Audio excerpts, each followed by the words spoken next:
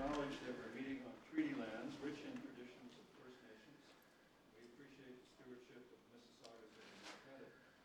I invite everyone to rise and join council in singing "O Canada."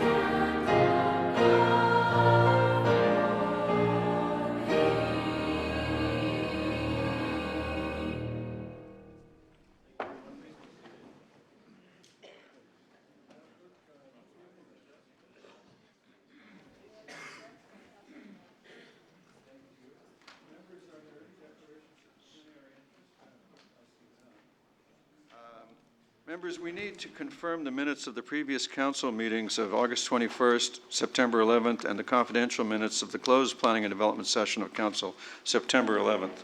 Councillor, and the special council meeting of September 1st, which for some reason is in hers but not mine. So, Councillor O'Meara, Councillor Hutchins, all those in favor? The minutes are adopted. Council, we have a public presentation by Sport Oakville. And is Sport Oakville ready? Well, Sport Oakville, you are up. If you'd come to the center podium, and if you'd like everybody to hear you, crank the microphone around and speak into it from about 8 inches away. Testing. Excellent. Thank you, Mr. Mayor, councillors. On behalf of Sport Oakville, thank you for the opportunity for us to be here at the council meeting this evening. My name is Gary Hudson. I am the president of Sport Oakville. And along with me this evening, I have two of my colleagues, Peter Hoy, he's our corporate secretary, and I also have Alt Warford. He's also with us. He's one of the directors.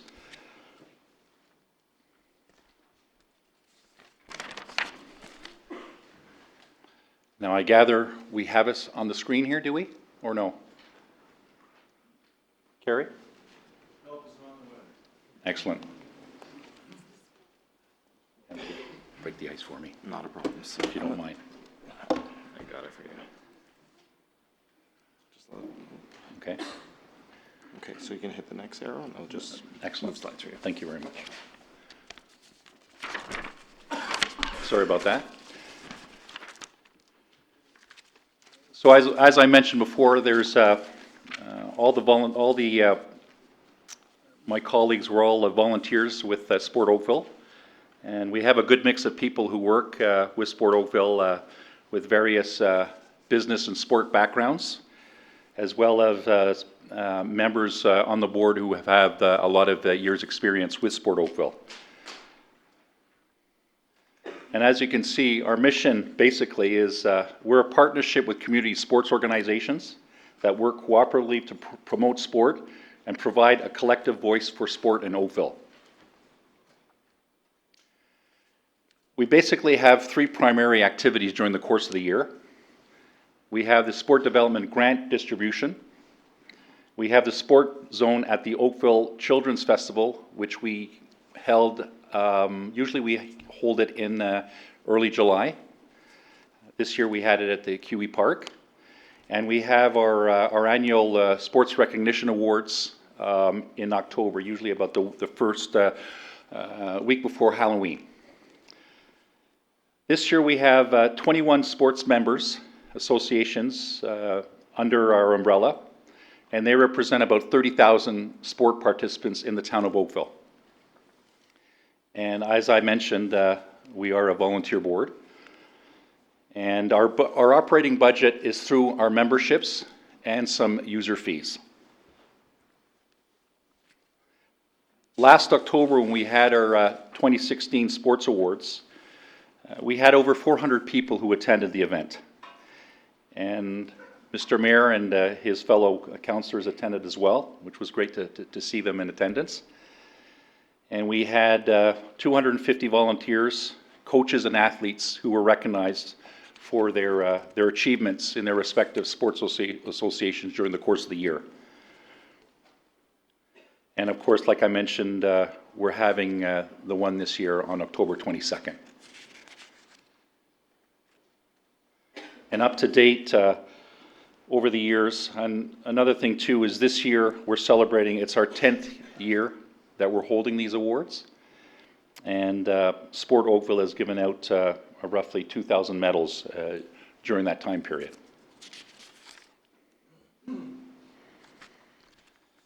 I'll focus on the sport development grant distribution. This year we finalized the grant applications a couple of months ago. And as you can see the figures, we allotted out $35,121.38 to our respective sports associations who made application for grants this year. It was a task in itself among the volunteers in Sport Oakville. We had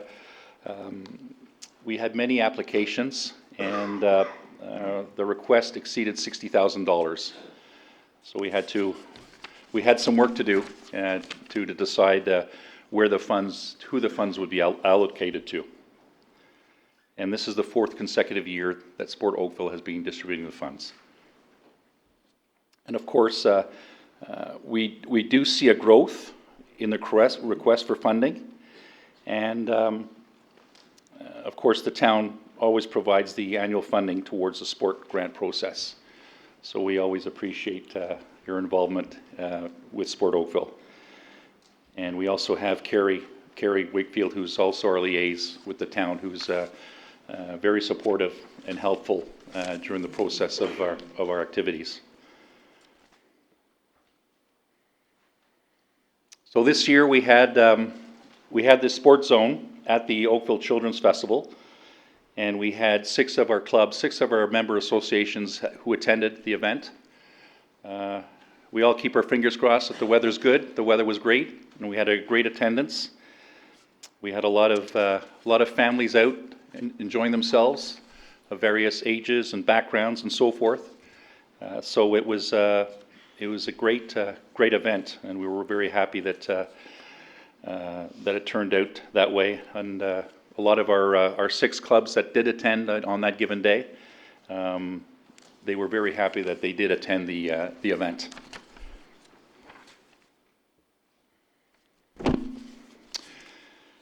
We initiated a sort of an outreach program last year to a point where we wanted to go out and meet a lot of the sports associations, the volunteers, the athletes, the coaches, and get a better understanding of their backbone of the association and how they work and what the sport is all about. I come from a various background of sports, so it was definitely an interesting learning curve for me for various sports that I'm not familiar with. But the associations do appreciate a one-to-one connect with Sport Oakville, so we made it an effort to go out as often as we can and meet with these people and see how they're doing with their programs.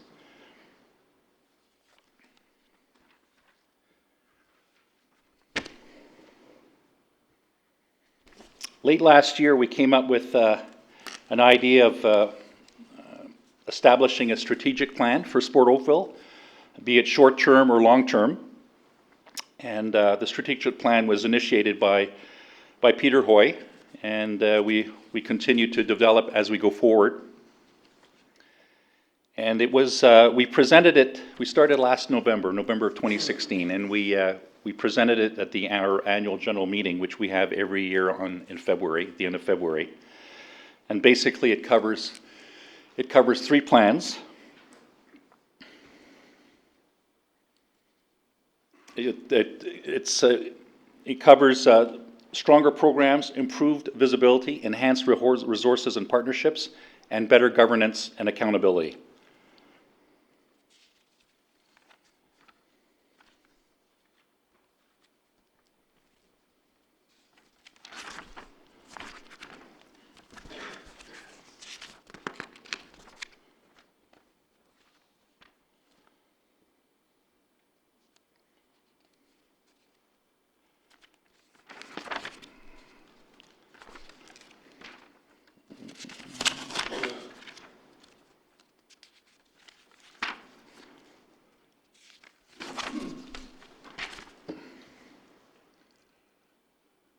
So like I mentioned, we're out there with the visibility and the outreach program. So we're in the process of increasing our use of social media. And we're always there trying to further develop our website, our Sport Oakville website. With relation to the enhanced resource partnership, we're always out there trying to be connected with various sports councils in Ontario, whether it be with the province or sharing ideas with other Sport Oakville programs or teams in other parts of the GTA or the Halton region.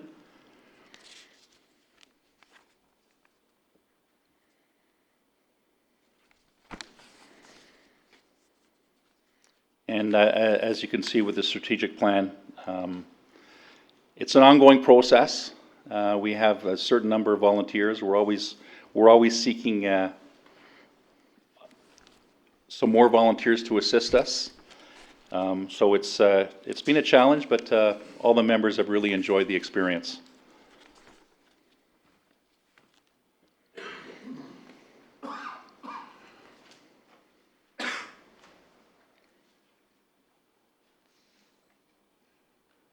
So we are involved with the awards banquet. We're looking forward to improving the sports zone in future years.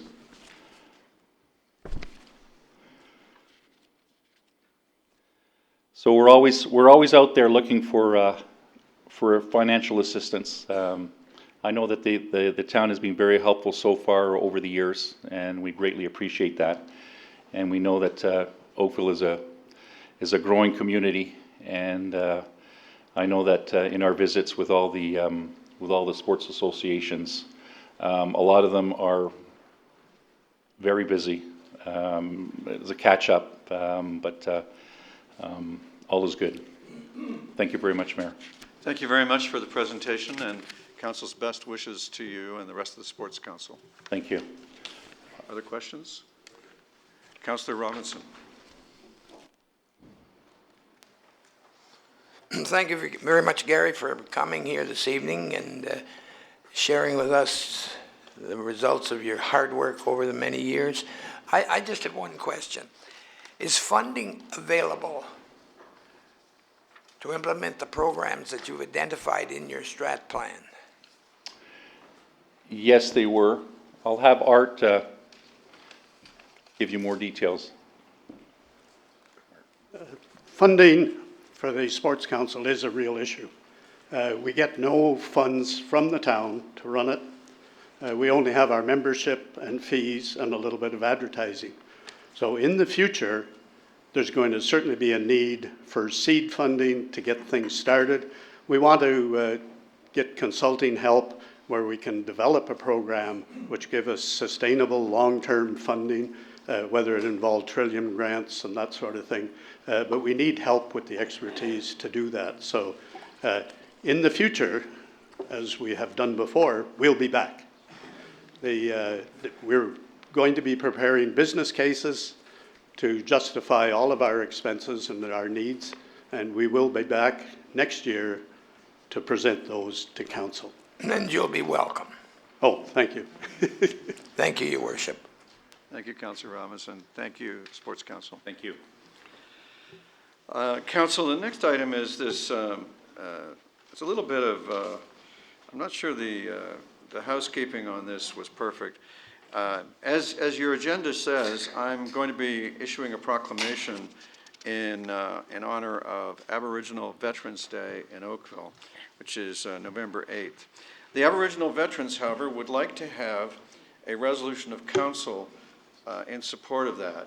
They feel that it would be a greater honor and a greater level of support if there were a council resolution as well. And if you would like to grant that request tonight, we will need a mover and seconder to waive the procedure bylaw and then a vote on this matter. Councillor Elgar moves and Councillor Lapworth seconds. All in favor? And the procedure bylaw is waived for this. Shall I read the resolution that Councillor Giddings and I, or Councillor Giddings, would you like to read it? Certainly, Mr. Mayor. Whereas the First Nations, Métis, and Inuit people of Canada have a long and proud tradition of military service to our country, and whereas more than 7,000 First Nations members served in the First and Second World Wars and the Korean War, and an unknown number of Inuit, Métis, and other Indigenous people also participated. One veterans group estimates that 12,000 Indigenous men and women served in the three wars. And whereas on June 21st, 2001, the National Aboriginal Veterans Monument was raised in sacred and everlasting honor of the contributions of all Aboriginal Canadians in war and peacekeeping operations. And whereas National Aboriginal Veterans Day, celebrated on November 8th, has been growing in size and scope since it was inaugurated by Winnipeg's City Council in 1994. And whereas formally recognizing their tradition provides us with an opportunity to continue to acknowledge the First Peoples of this land and their many contributions to preserving a country that too often forgets them. Therefore, be it resolved that henceforth November 8th be designated as Aboriginal Veterans Day in Oakville, and B, that a copy of this resolution be sent to the City of Burlington, the Town of Milton, the Town of Halton Hills, and the Region of Halton, with words of encouragement for each to adopt the same. Thank you, Councillor Giddings. Are there others who'd like to speak? Shall I put the vote? All those in favor? And that is carried. Thank you, everyone, for that. Madam Clerk, we have a number of delegations tonight on 3 different items, and the first item is the Administrative Services Committee meeting of September 11th, item 11. Would you call the first delegation? The first delegation is Chris Bishop, here, who is chair of the Association of the Oakville Harbour Stakeholders.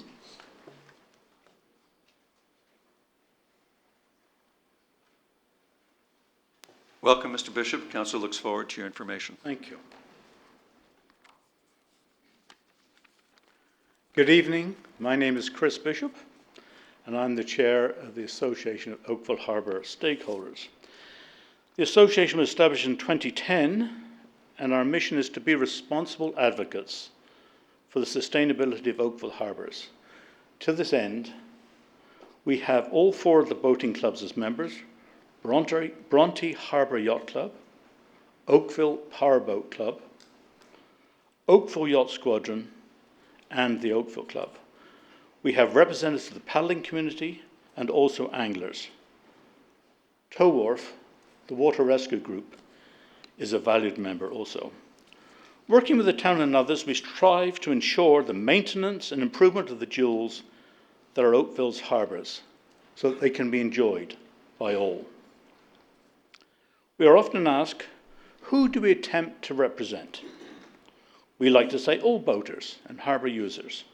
However, during the last couple of weeks, and much to our chagrin, it became apparent that despite best efforts, we're not as well known in the privately run Bronte Outer Harbour as we would have liked. Going forward and working together, I trust that we can remedy this to our mutual satisfaction. The association worked closely with both the shoreline councillors and town staff on the many issues that have arisen over the past 8 years. We advocated for and provided input to the harbour's feasibility and capacity study, and in turn the harbour's master plan, which is still ongoing. We have done significant work on sediment management issues in both harbours and have made recommendations that have resulted in significant reductions in dredging expense. Following up on the 2011 Oakville Harbour's Financial Strategic Business Plan, we have worked with town staff each year to review harbour rates and fees and monitored the comparative value of adjacent Lake Ontario harbours. Now to the issue at hand. Last week we sent a letter to Councillor O'Meara summarising our views on what should be done regarding the termination of the Bronte Outer Harbour Marina contract in April 2018. That letter, in turn, was forwarded to all councillors prior to the Administrative Services Committee meeting on last Monday, September the 19th. We are encouraged that the region is transferring responsibility to the town. Such a change should provide a closer relationship with the ratepayers in general and the boating and other interested parties in the successful operation of the harbours in particular. However, in our letter we state that we were concerned about the process proposed to be followed for ensuring the continued operation of the Bronte Outer Harbour Marina. We pointed out we do not have an a priori view as to what should happen to the operation of the Bronte Outer Harbour, except that the process determining governance should be open, transparent, and include investigation of all reasonable options for the continued operation of the Outer Harbour. More specifically, this could include continued operation by private contractors, including the current operator, operation by the town of Oakville, or operated by the users of the harbours on a non-profit basis, similar to the model used in the Etobicoke harbours. Some combination of options may also prove viable. The current proposed process seems to include only the continued operation by private contractors and seems limited only to the current operator. Although we recognise that may indeed turn out to be the best option, the current process seems flawed and open to criticism. We strongly encourage you to carefully consider the future of the Bronte Outer Harbour Marina, as it will impact the future of marina operations in and around Halton for many years to come. The direction should be consistent with the yet to be finalised development of the harbour's master plan. Therefore, we believe consideration should be given to extending the current lease operation to allow the full and proper development of the harbour's master plan. It seems appropriate to provide an extension of 2 to 5 years, meanwhile develop options for the future operation of the Outer Harbour, and start preparation of terms of reference for soliciting bids for its future operation. This would be more in line with the harbour's master plan process and place priority on the timely development of the plan. Thank you very much. Thank you, Mr. Bishop, for your information. Council, do you have questions? Thank you, sir. Madam Clerk, would you call the next delegation? Next delegation is Arlene Christensen, CEO of the Marina Group. Welcome, Ms. Christensen. Council looks forward to your information. Thank you. Your Worship, councillors and guests, my name is Arlene Christensen. I represent the Marina Group and the Bronte Outer Harbour Marina. As I am new to this process, please excuse my awkwardness. I'm going to do the best I can to explain from the Marina's viewpoint and to propose a solution that will benefit the town and its taxpayers as well as our boaters. As our current lease is with the region, my staff and I have been making every effort possible to renegotiate an extension for the existing lease and prevent boaters and tenants from having themselves in a position we're currently in. When the original lease was signed with the region in 1998, the Marina Group was given a 20-year lease with an understanding that there would be an option for an extension as long as the federal lease was extended. We have worked well with the region. Halton Region stated there has been a long-standing positive commercial relationship with the Marina Group. Alan Conley, Anna Christensen, and their staff do an outstanding job of running the marina, and in 2016, we were recognized as being the best marina in the GTA. In the 2017 Boaters Satisfaction Survey, the comments were extremely positive. My team and I would like to continue operating the marina, and this sentiment has been widely supported by our boaters who reside in Oakville and the region of Halton. They are proud of their boats, having residence here, and we are proud to have such a fine collection of vessels that make their home here at the Bronte Harbour Marina.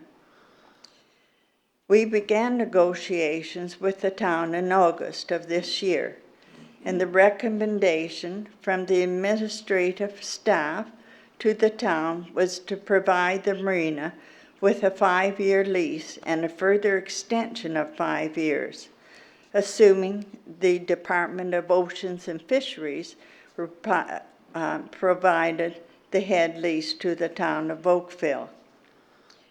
I'm not sure what the basis was for the recommendations that negotiation between parties would cease and that the town would assume operational responsibilities for the marina and the banquet center in April 2018, given the exceptional service delivered to and expressed by boaters, given the positive relationship that the Marina Group has had with the region for 20 years, and given the understanding that if the head lease was entered into for 5 years with a 5-year option, that we would have an opportunity to renew as well. My husband and I made the initial investment of $14 million to build the marina and banquet center, and for the past 20 years, I have continued to add financially to the marina's facilities and to the banquet center's maintenance. We have contributed to the playground for the community, built a parking lot for the public, and a banquet center that will be sold to the region of Halton for $1, which I believe is being passed over to the town of Oakville in April 2018. I am concerned for our tenants who have rented space in the banquet center building and that they will have their lease extended as well. The Mercantis and Roberto have invested a lot of their time and money into the facility with the understanding the extension would be granted. This uncertainty has been very confusing and difficult for them and for other tenants as well as our boaters not knowing what the future is and the lack of direction that the Marina Group has been able to provide them since the head lease changed. The Marina Group is, I consider, a good corporate citizen who is giving back to the community and is responsive to both our boaters, our tenants, as well as the public. I would like to propose a solution this evening to the mayor and councillors that will provide benefit to the town and to the taxpayers. This would allow the town to continue to collect property tax over the new term, and would also, we would be paying a lease to the area the marina is occupying. The docks are owned by the Marina Group, have a replacement value of $7.5 million, according to Croft Marine, who is an expert in that field. They are commercial docks that are wide, stable, and well-built. I am willing to donate the docks to the town on condition that a 5+5 year would provide the Marina Group, at which time the docks would become the property of the town of Oakville at the end of this term. Doing so would advocate the taxpayers of Oakville for not having to pay for new docks, would allow Tom's financial resources to be spent elsewhere, would enable boaters to retain their boats at their present facility, and would provide the town with a ready-to-operate marina. However, should that not be an option, I propose that a minimum of 2.5 years be provided to allow for a better transition for all parties. However, the marina would retain ownership of the docks. The Marina Group has a strong history of working with its leaseholder, and I would be willing to make this concession, ensuring that the future of the Marina Group sorry.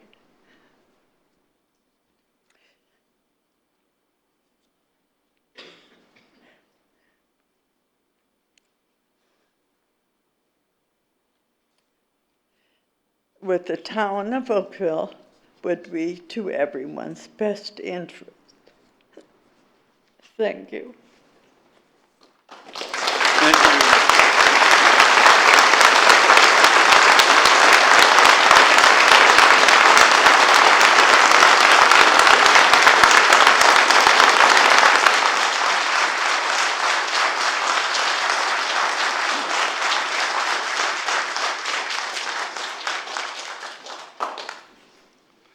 Ms. Christensen, would you take a question?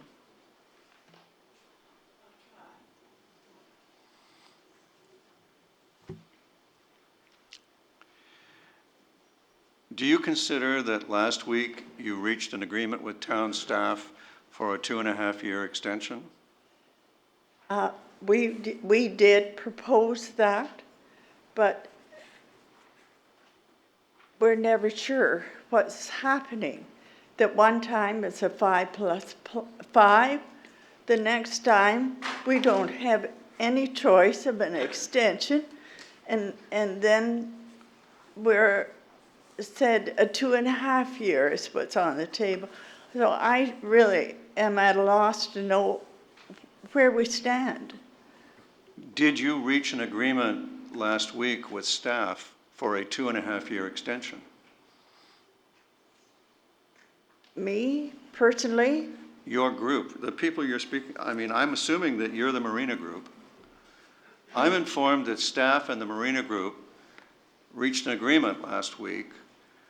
I guess I need to ask, are you aware of that? I am aware that we said, my lease lawyer mentioned that a 2.5-year lease would be better than nothing. I'm just trying to find out whether you have an agreement or not. I mean, No, we do not have an agreement. So you did not say yes to that with the town, you said no?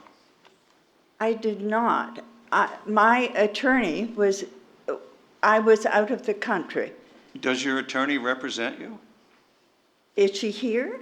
I don't know. Did your attorney have authorization to represent you in the discussions last week with the town?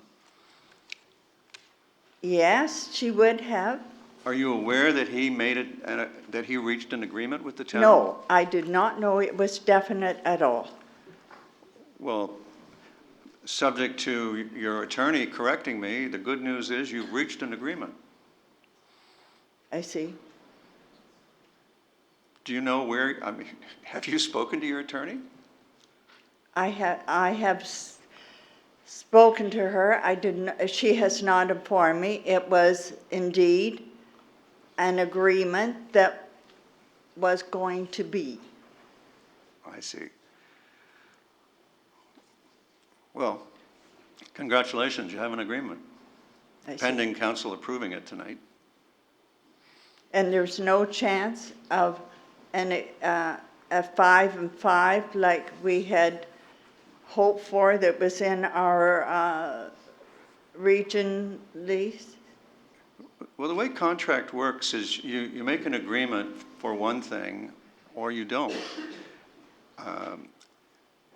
Council has in front of it a recommendation to agree to, to ratify an agreement with you for 2.5 years along the lines of what you were suggesting in your alternative. So, the question to you is, do we have an agreement or not?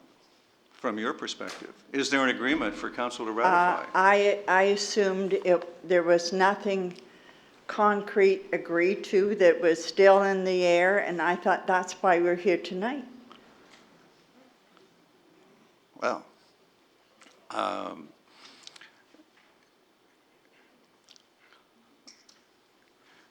council and I have a recommendation from staff to ratify an agreement for 2.5 years with you, substantially in line with what you just said in your presentation. Do you want that or not? I would prefer a longer term if at all possible. I'm not in support of a longer term. I'm willing to support the agreement that staff have put in front of us. But the question to you is, are you agreeing to that? If it's not an agreement, we're not going to ratify it.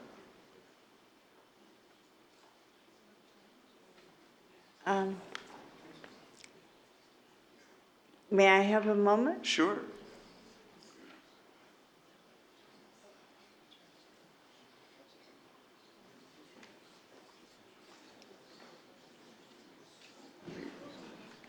Just wait.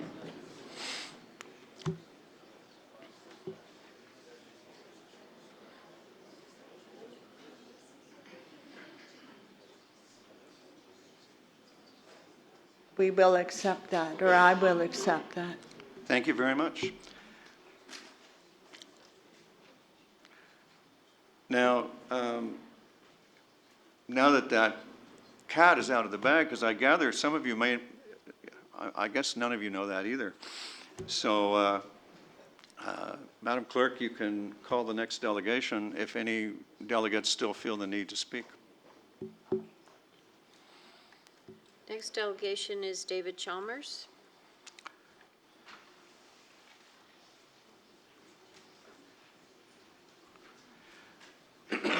Welcome, Mr. Chalmers. How are you?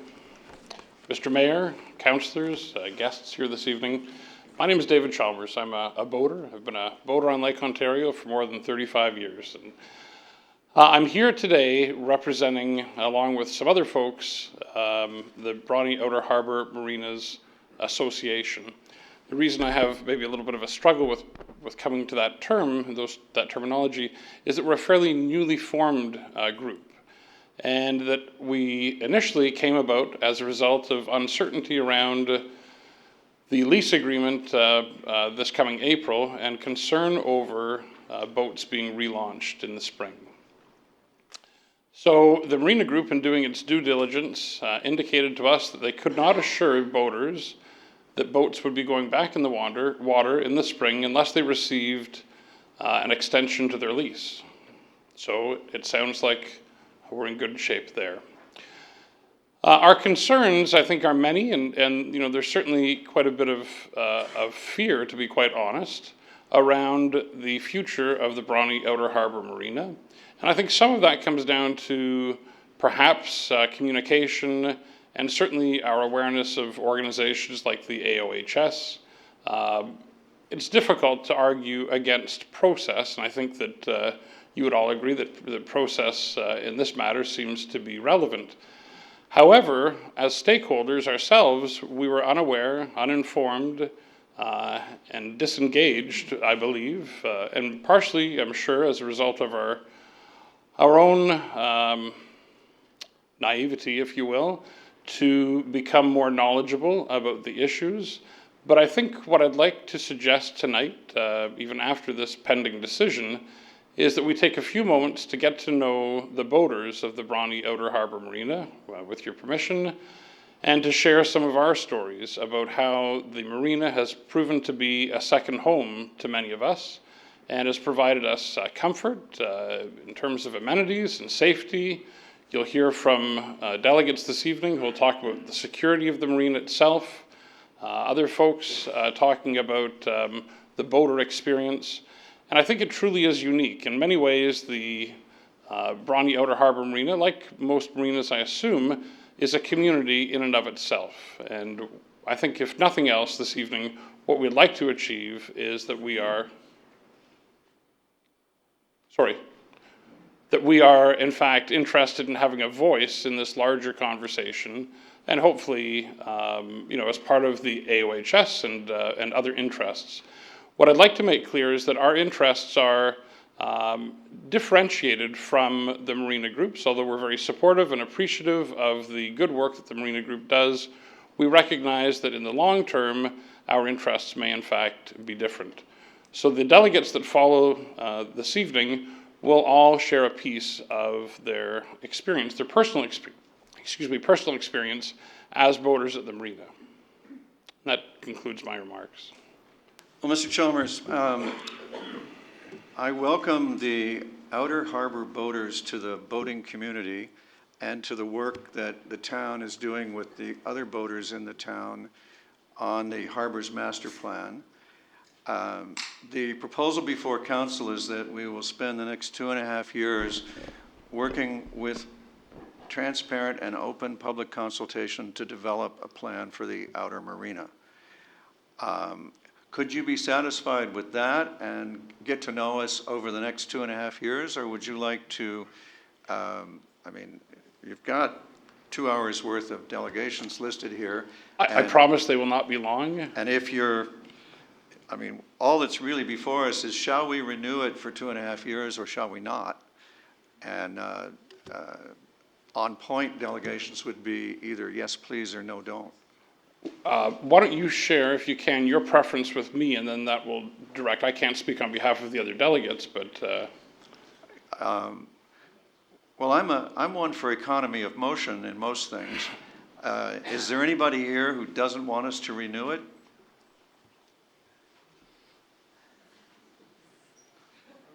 Looks pretty good to me.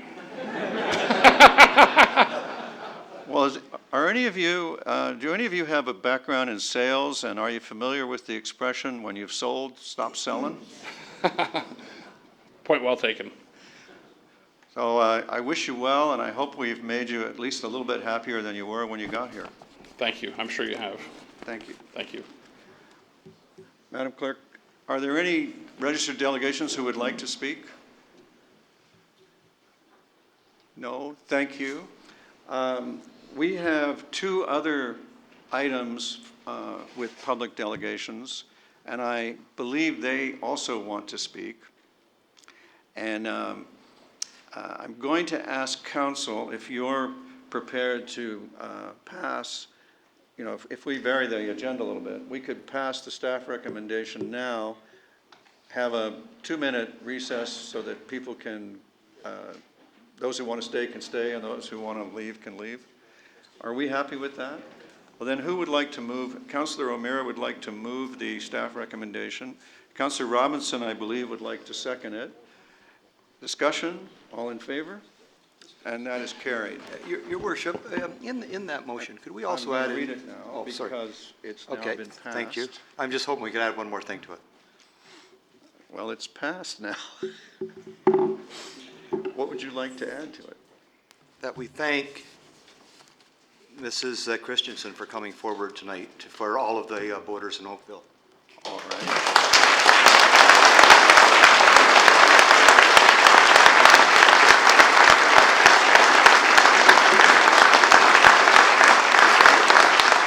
There you go.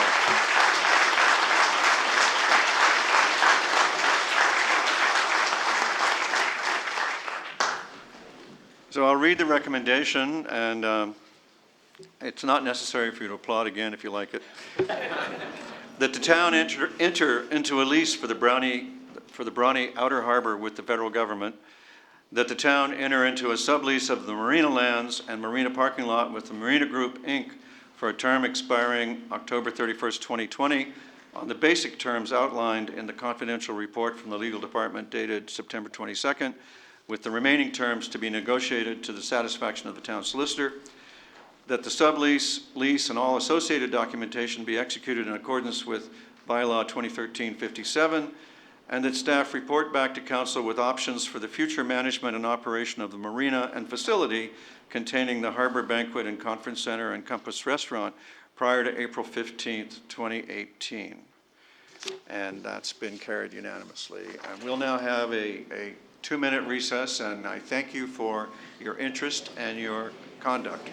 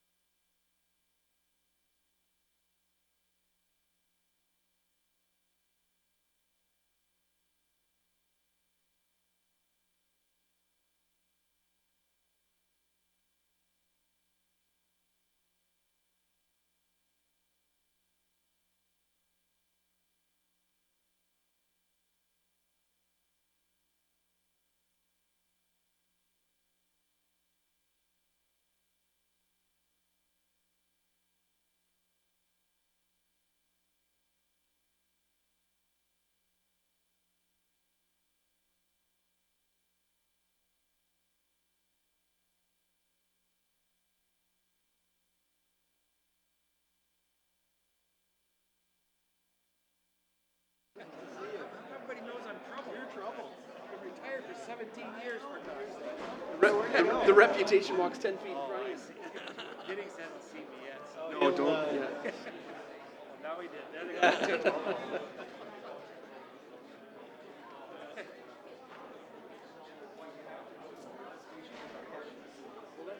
Garbage pails back?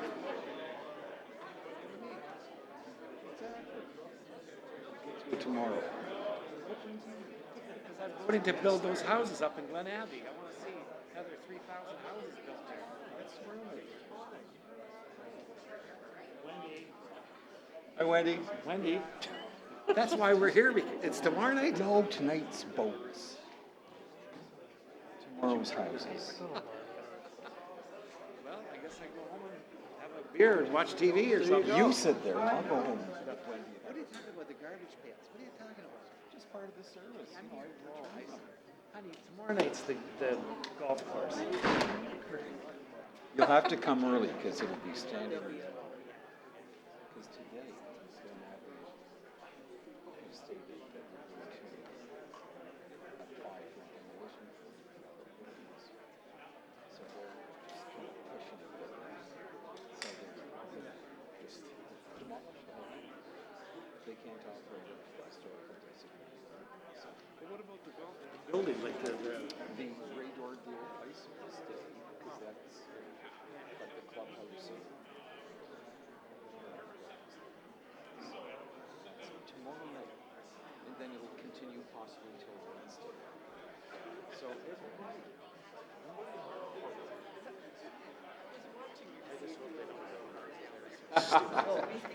even if they just use maybe a quarter of the price, it's a waste of beautiful property. It's just gorgeous. And the road's so damn busy now. Can you imagine they put all those houses in there? Where are the cars at? Well, what they're saying is that half the property, because they'll donate the value. What they don't say is that you can't build houses there because it's floodplain. Anyway. Tomorrow night. And then What time tomorrow night? Same time? same time, same place. Leave a reserve thing on here.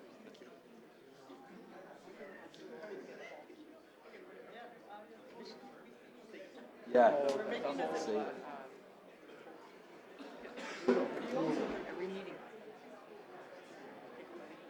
Yeah, when I saw the cars up there, I said, wow, I guess a lot of people was here because of the harbor. Now they're gone. No, tomorrow night will be busier. I just hope, I don't know, I just hope, it's all money. I just hope something happens. It doesn't. Well, they paid $40 million for the course. And they bought it. Golf course. So they have been.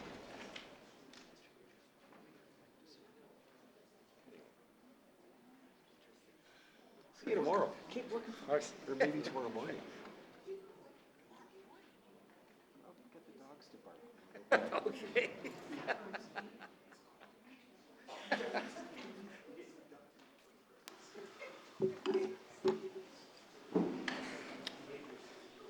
Oops, we lost a few.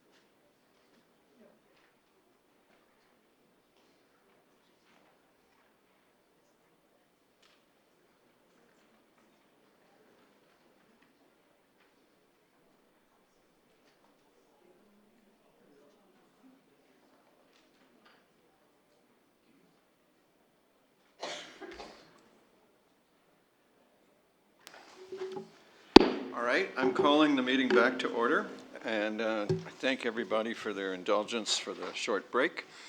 And Madam Clerk, would you call the delegations for the next item? That would be item 2 on the Community Services Committee meeting of September 18th. The next delegation is Simon Fung from O'Connor McLeod Hannah.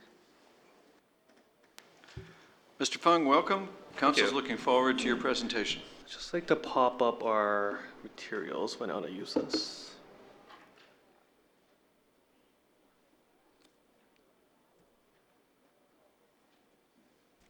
Okay, good evening, members of council, Mr. Mayor.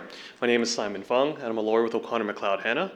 I'm joined here tonight by the property owners of 54 Hollywood Avenue, and that's Rob and Chantel. I'm also joined here tonight by our certified and town-approved arborist, Mr. Steve Shelton. I'm also joined by Ms. Daniela Fernandez, who's also here as one of my client's neighbors at 58 Holyrood, and also joined here by Ms. Linda Grayburn, who's another neighbor at 64 Holyrood. So each of these individuals will be speaking tonight and have registered as delegates. We did have other neighbors who wanted to come out, but unfortunately could not make it. Instead, I have handed town staff, and it should be before each of you, statements on their behalf. It was quite a turnout here tonight, and a lot of effort put in for the removal of this single tree. We're all here either retained or in support of Rob and Chantel because it's a very serious matter to them and their family. It's very serious because we're talking about safety in this matter. I feel like I need to stress my client is not a developer, someone wishing to expand their home, someone who wishes to build an accessory structure in their yard, or someone wanting a better view. There's no financial windfall or personal gain or any greed on my client's part. There's simply none of these reasons for asking that this one single tree be removed. We're here quite simply because of danger. We're here before council tonight to ask that council remove the risk that my clients and its neighbors are facing of being very severely harmed by this single tree. There's undoubtedly a risk associated with this tree. I don't think that's controversial. Going by the ISA risk assessment form, town staff, as you see on this slide, town staff and its certified arborists have told you that the risk is moderate, as you can see at the top in the highlight.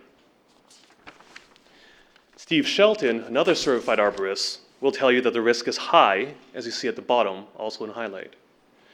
What we have are 2 certified and town-approved arborists saying, based on internationally recognized standards for evaluating trees, that there's a moderate to high risk associated with this tree. It's important to note that none of these arborists are saying that these trees pose a low risk. It's either moderate or high. Both arborists agree that consequences are severe if the tree falls. So I must reiterate here, there's a moderate to high risk associated with this large 173 centimeter in diameter tree, and it will have severe consequences if it fails. I think we can understand why my clients are concerned tonight. And just for some context, we have here, it's an appendix to the ISA tree manual. And just to focus specifically on what severe means, for some context, in this manual, severe is defined as serious personal injury or death and high value property damage. So just to bring it back, my clients, its family, and its neighbors are facing a moderate to high risk of serious personal injury or death if this tree remains standing. So this is why we're making such a big deal about this, and why, as you will hear, my clients and his neighbors are so passionate about this. Based off of international standards, this tree is a real risk. There was a lot of conversation at the Community Service Committee meeting about mitigation options for this tree. The town is using this as one of the main reasons why this tree should not come down, mitigation. Mr. Shelton will get into this further, but I want to quickly identify what the town's position is on this, and also what the ISA materials say about mitigation. So these are the town's comments on mitigation. So first, the town arborist comments on mitigation on this page, and it says, crown clean dead wood, install steel cables to reduce likelihood and consequence of failure, potentially reducing overall risk rating. I want to note that the town wants to use the word steel cables, not copper cables or any other types of cables. Steel is what they're recommending. And Mr. Shelton, again, will further address this issue. Mainly, I want to stress another word used by the town arborist, which is potentially. So I've highlighted that in the slide. The town's arborist is saying that mitigation provides for the potential to reduce risk. He's not saying likely or even probably. Instead, he said potential to reduce the risk. The point here is that there's no certainty that the mitigation options suggested by the town would result in this tree being any less risky. It may or may not. Remember, this is what the town arborist is saying. Mr. Shelton, on the other hand, took a more conservative approach. So these are his comments on mitigation. He discusses mitigation options and then determines at the end that even if mitigation options were adopted, the tree is still high risk. So as you can see, the tree before mitigation is high, after the residual risk is still high. Secondly, and more importantly, I want to get into what the ISA says about mitigation measures. So the materials published on the ISA's website deals with this matter, and it's titled Tree Risk Assessment Mitigation Reporting. In this, it talks about what the residual risk and what mitigation means. So it says, the level of residual risk needs to be acceptable to the risk owner and manager. If the residual risk exceeds the acceptable risk, the specific treatment, so in our case, mitigation, might not be the best course of action. So based off of ISA standards, mitigation and residual risk is subjective and depends on the owner. What is acceptable to one owner may not be acceptable to another owner. In this case, I can tell you right now that my clients have a zero risk tolerance with this tree. As we established earlier, there's a severe risk of serious personal injury or death and high value property damage. I've been advised that my client's child's room would be the first impacted if this tree falls. There's no amount of risk tolerance that is acceptable to my clients when this can be the result. With mitigation only providing for the potential to reduce the risk, as taken from the words of the town arborist, it's very much understandable why my clients are not receptive to mitigation and not receptive to the uncertainty provided by mitigation. For these two reasons, mitigation is simply not an option. So regardless of what scoring system, metric, or guideline the town uses to assess trees, I feel like I need to repeat again that under the ISA standards, there's an overall moderate to high risk of serious personal injury or death or high value property damage associated with this tree. Please remember that. In my view, it's clear what council should do. Now is not the time to adopt a conservative approach as town staff has. My client has no issues with a conditional permit and would be happy to plant a new tree elsewhere if it means that they would be safe. Subject to any questions, those are my submissions. Thank you for your information. I do have one small question. Would you go back to the town arborist report? Yes. Or no? Is it this one or the larger? There. Okay. Where the town arborist marked, you highlighted that the town arborist had blackened a square for moderate. What did the town arborist say for residual risk? Town arborist said low. I see. So I'm sorry. and then back to the last slide. Not that one. Keep going. One more. There. Just after you stopped highlighting, would you read that? It says, as previously noted, tree removal should not be considered without due consideration for the benefits that would be lost. Okay, and have you considered the benefits that would be lost? So Mr. Shelton is here to speak to that as an arborist, and Okay. he will get into that. I would want to mention that going back to this slide, I guess, yeah, low is marked, but that considers mitigation. And I think I've gone into mitigation and why it's not adequate. Mr. Shelton again would go into mitigation and why it's not adequate in this case. I was only concerned to ask you I mean, you were characterizing both gentlemen as ranging entirely between moderate and high, and I was only trying to call your attention to the fact that it appeared from this vantage point that it might be might be a little wrinkle towards low there. I'll specifically comment on overall tree risk rating. Okay. Thank you. Councillor Lischina. Thank you, Mr. Fung. The last comment you stated was that your client is willing to replace the tree. Is your client aware of how many trees you would need to replace the canopy of this one? Through you, Mr. Mayor. At this point, we're not sure what the conditional approval, conditional permit would entail. We'd be in contact with town staff to figure that out. But I think it's safe to say at this point, considering what the danger is for my client's property, he would be willing to replace the trees, obviously within reason. But we are open to having that conversation with town staff. Well, thank you very much for your information. We look forward to the rest of your presentations. Thank you.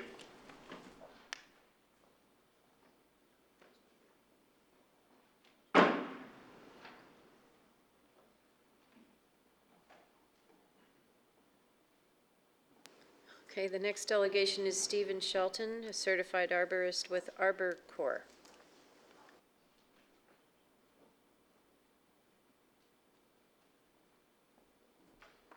Welcome, Mr. Shelton. Council's looking forward to your information. Thank you for having me here, councillors and Mr. Mayor. We'll hear you better if you Right, either stand in front of or turn the microphone to you. My name is Steve Shelton. As was stated, I'm a certified arborist. Been a certified arborist since 1998 here in the town of Oakville, and I'm also a certified tree risk assessor. I was contacted in early April by Rob and Chantel Galaski and asked to come and inspect a tree that they were concerned about. A number of large trees had failed in their neighborhood over the course of about a year, and they wanted an informed opinion on the state of their tree. I attended the property on April 4th, 2017 to perform a basic tree assessment on the large red oak tree that's in their backyard. I'm going to show you some photos of the tree. Hoping to, not quite. Okay, so here's an overhead view of the tree in the yellow circle. That's the red oak in the back of the Galaski's yard. This is the street. From the street, we can see how large the tree is. It's directly behind the house. The tree has 3 codominant stems. Codominant stems means that instead of one single trunk, this tree is comprised of 3 separate trunks. This is a multi-stem tree is inherently more is weaker than a single stem tree. Over time, as the tree grows in diameter, the stems push on each other, oftentimes resulting in failure of one stem or failure of more stems. You can see at the union of these three stems, the cracking, where moisture and decay, moisture is present and decay is likely present. You can see this berm that I think will be spoken to a little bit later. That was on the south or the west side of the tree. That was back in 1955. Oops. And there it is now. The berm has, or the soil has eroded in that area, further creating a possible weakness. Adjacent old growth trees, I'm just going to get to where the baby's room is. So this is the distance of the tree to the house. In assessing the risk of this tree, we took into account that a number of adjacent old growth trees had recently fallen, and on the windward side of this tree and elsewhere on the street, therefore resulting in increased exposure to strong westerly wind forces that we get here in Oakville that it previously didn't have to contend with. The trees that did fall down were providing some shelter and buffering from those strong winds. All of these issues were taken into account when trying to assess the risk of this tree failing, along with the, as was previously mentioned, the allowable amount of risk by the owners of the tree. So based on the ISA risk matrix, which asks us to evaluate targets, size of the part that could potentially fail, and the level of risk that the owner of the tree is willing to accept, the tree was found to be a hazard. The Golaskis have a very young child, and based on the history of the trees falling on their street and the condition of their tree, they wanted to ensure that there would be no risk to them, their children, or their neighbors. So mitigation measures were discussed. Some of those were discussed were cabling and pruning. Again, neither of these could guarantee that the tree would not fail. Steel cables can attract lightning, a lesson that I learned personally early on in my professional career after cabling a white pine in southeast Oakville. The cable was struck by lightning. The top third of the tree came out, pierced through the roof of the house, and ended up having to be cut out of their living room. Dynamic and cobra cables are another mitigation measure to keep these three codominant stems together.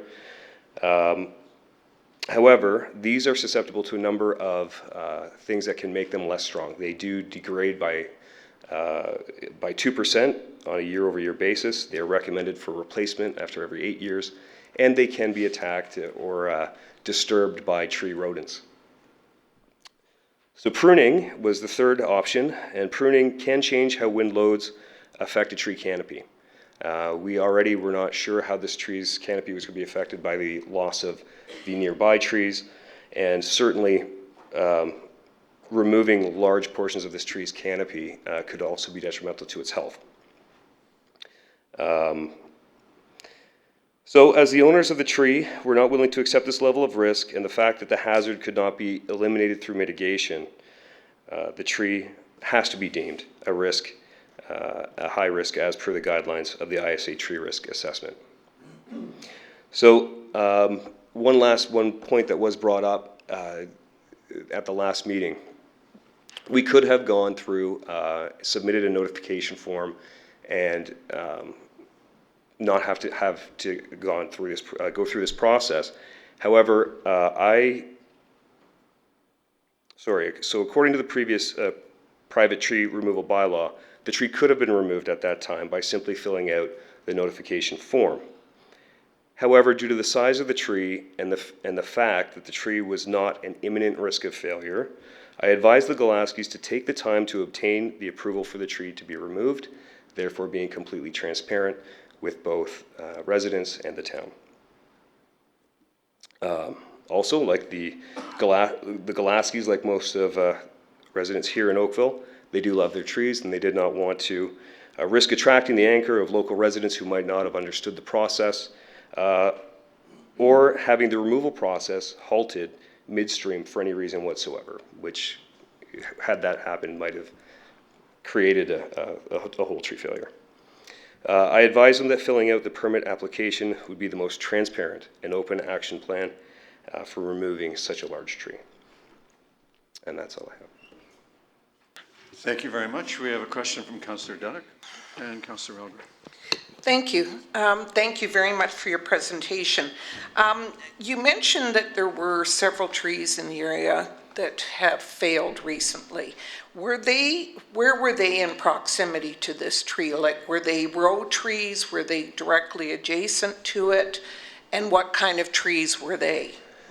In the interest of saving time, that direct question will be answered by Rob during his part of the evening. So if it's okay to wait, I think. But I'm asking you as an arborist. Oh, one of the, a number of them were actually the same species, red oak. Another one was a white pine, and I believe there was a black locust on municipally owned land that failed. I can't remember the number of trees. I think it was 5 or 6 over a course of 15 months that failed on Holyrood. All on that same side of the street? So again, not all of them, no. A number of them, I don't know how many, because that wasn't my part of the presentation. But you didn't inspect those trees? One of them I did. One of them I was asked to come out and look at. Unfortunately, before I got there, the insurance company had already had it taken care of. But I think that failure was only a limb. It wasn't an entire tree. It wasn't the whole tree. And it caused a significant amount of damage to the home. Okay. When you were showing the base or the trunk of the tree, you were saying rot or whatever is likely present. Is it present? Well, we didn't do a basic tree assessment. The basic tree assessment that both myself and the town filled out is a visual inspection. The first 2 levels of risk assessment are mostly visual. There are tests that could be done on this tree to determine how much rot there is. But over the course of my 22 years in arboriculture, working with trees, there is definitely rot present in that cavity. Not sure how much. Okay. I guess the other concern I have, or the problem I'm struggling with, is trees are living things. So can you give 100% guarantee that a tree will not fail? No. So then, conversely, I'm having a problem with you saying it's going to fail. I appreciate the risk element, totally. But if there haven't been measures taken to mitigate those risks, so it's sort of an either or. Either we take the tree down, but we don't want to prune, or we don't want to do any kind of cabling or any mitigation measures is what I'm asking. Without having to incur the expense of the mitigation measures and I guess employing a wait and see tactic, the Gillespie's felt that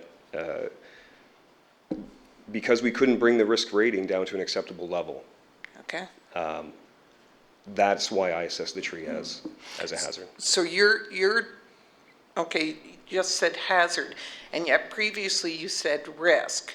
And when I was reading the report from the town, they said it wasn't deemed hazardous, but you're saying it's a risk. And there's the other sort of cross terms I struggle with. You'll have to excuse me, I'm not a public speaker. I'm an arborist, so I might be getting a little tongue-tied and confused. I guess ultimately, the risk assessor is asked to determine how hazardous a tree is. And if the owner of the tree doesn't find that level or that hazard level to be acceptable, then that's where we draw our final conclusion from. So you're saying the owner has? Well, no, sorry. The owner, we take, that's one part of the puzzle. What is their acceptable level of risk? That's one part of the matrix, one part of, not the matrix, but that's one part of the puzzle when we go in to assess the risk.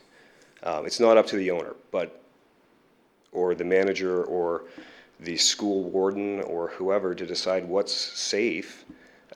We have to take direction from them and go from there. So their direction factors into your decision, is what you're saying? Correct. Okay, thank you.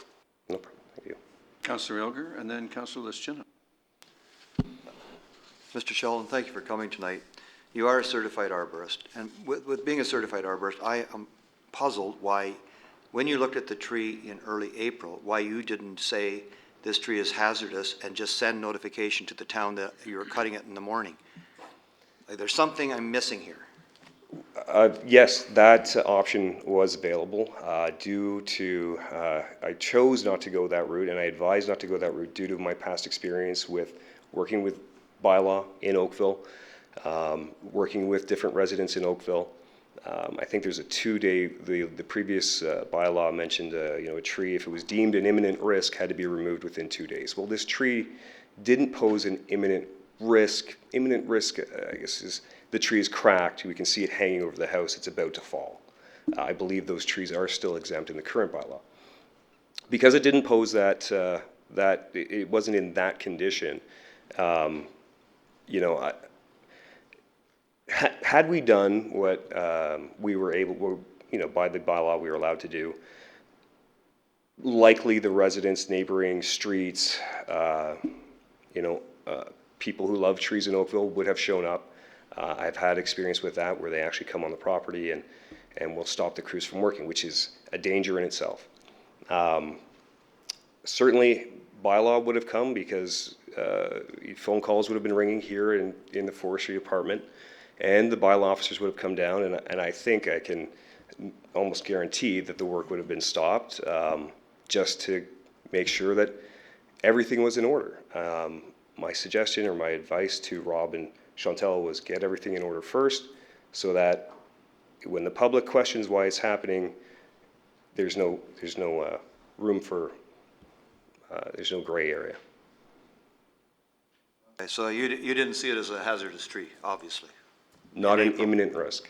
Not imminent risk, not Right. hazardous, which Yeah. is how you could have taken it down. Well, I don't have any written correspondence, but through verbal conversations with Ian Wagner, head of bylaw officer here at the town of Oakville, conversations with other municipal arborists, we were encouraged to translate the former bylaw as being, if the tree was a hazard, and we were encouraged to translate the word hazard as imminent risk. Okay. So, because it's a term that all arborists would know. Do you find trees are more of a risk when old houses are bulldozed down, new houses are built? And I noticed on the slide you showed earlier, there was all bungalows on either side of this bungalow right now, and I notice now they're two stories, and that's just what I see. And I'm just wondering, the other trees, had they had any home improvements done in the last 10 years? I don't know about all of them, certainly a few of them, it appears. This tree itself, the footprint of the two adjacent homes, once the smaller homes were torn down and the larger trees, homes were put in, the root system of this tree would have been affected to a significant degree. The roots of a tree can extend up to 1.5 times, is our guidelines, up to 1.5 times the size of their canopy. So this tree would have been, the roots of this tree were certainly in the yard that it exists in and into probably 2 yards either way. You know when those houses were built? I do not. Perhaps one of the residents of the street could speak to that. Thanks. Councillor Lischina. Mr. Shelton, I did ask this question, I believe, in committee, but if you could just clarify, this is 3 trees in one. And my question was, if where you see the water potentially where it might rot, why can't you take half or one of the thirds off of the tree? And you had indicated that that would destabilize the tree. Could you just make a further comment on that? Yeah, so that would change how winds load the canopy of the tree. These 3 stems grew together, and the leeward stem was reliant in some way to the windward stem to buffer winds. So if you take off one of those stems, you're now making the tree, weighting the tree with winds in a way that it did not develop, it did not grow being that way.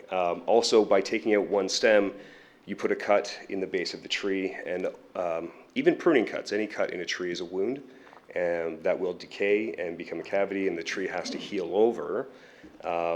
Due to the age of this tree and its slow growth rate, it's quite unlikely that the healing of the cut at the base of the tree would occur before rot set in and further decay of the root system that would have been associated with the stem that was removed, making it an even higher risk. So do you recommend the next step of checking inside the tree about the rotting or the condition potential rotting? Would that I think we've honestly identified enough parts of this tree that could fail and reasons for this tree that could fail. Cabling the tree, for instance, the mitigation measure of cabling the tree could hold the 3 stems together, but it would not eliminate the breaking off of one of the lateral branches of this tree, perhaps the lateral branch right over the little boy's room.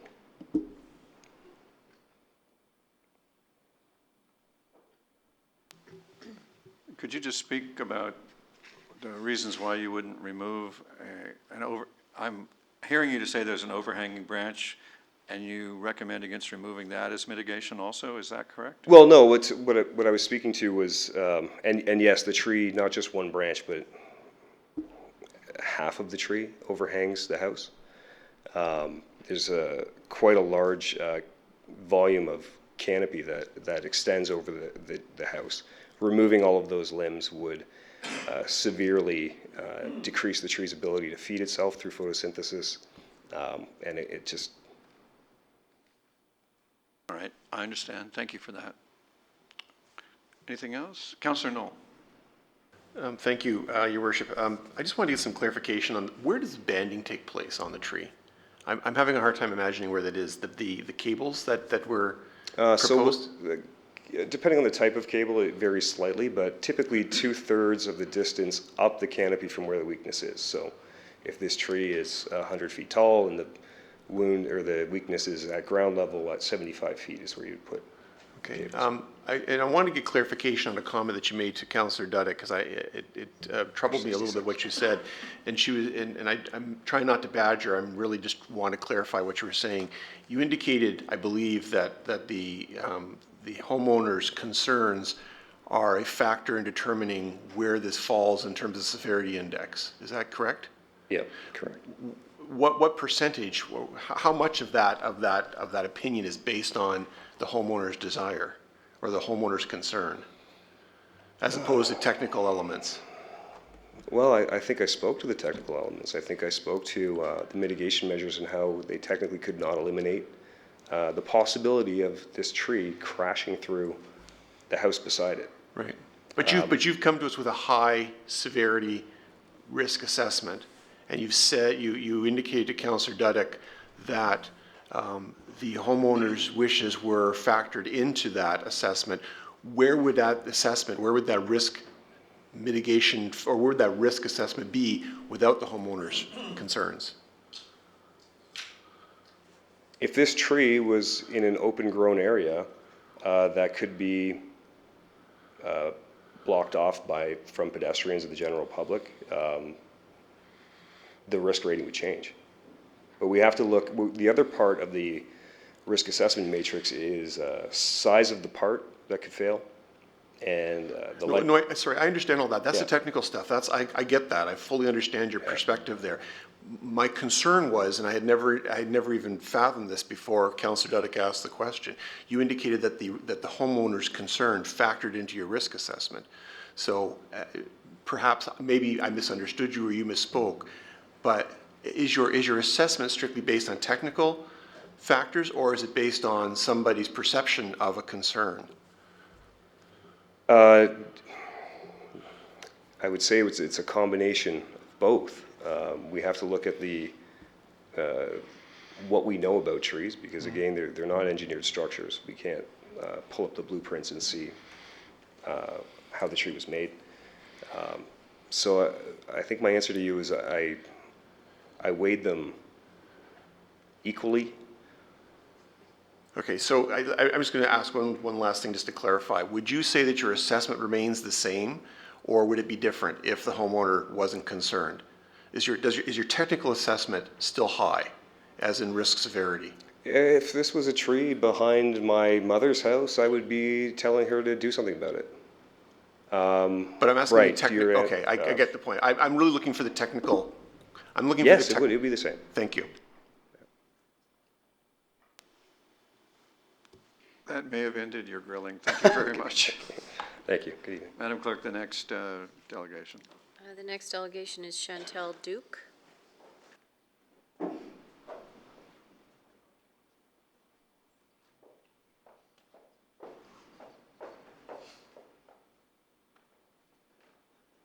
Welcome, Ms. Duke. Council is looking forward to your information. Hi, good evening. Yes, Chantal Golaski. I go by my maiden name, but I am the homeowner of this house, 54 Holyrood. I just want to start by saying that, you know, Rob and I, we care about the environment. We care about the community. Rob's on the board of the Oakville Hospital Foundation. I volunteer on the school board of my child's daycare. You know, we donate to our local charities and helping, you know, Oakville families that are less fortunate.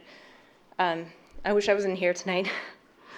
When we heard the disappointing news about the tree, which is, as you see in the picture, very close to our house, we tried to do the right thing. I know there's big questions about, you know, how speedy we were on these things, but as, you know, concerned as we were, we wanted to make sure that we were going through the right process and that this was indeed what we needed to do.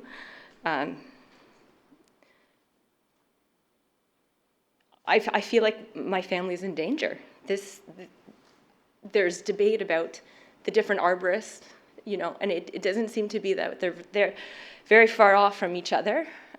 When you look at the pointing system, and I am not an arborist, I'm simply very concerned about the safety of my family and of my neighbors. And you will hear from my neighbors.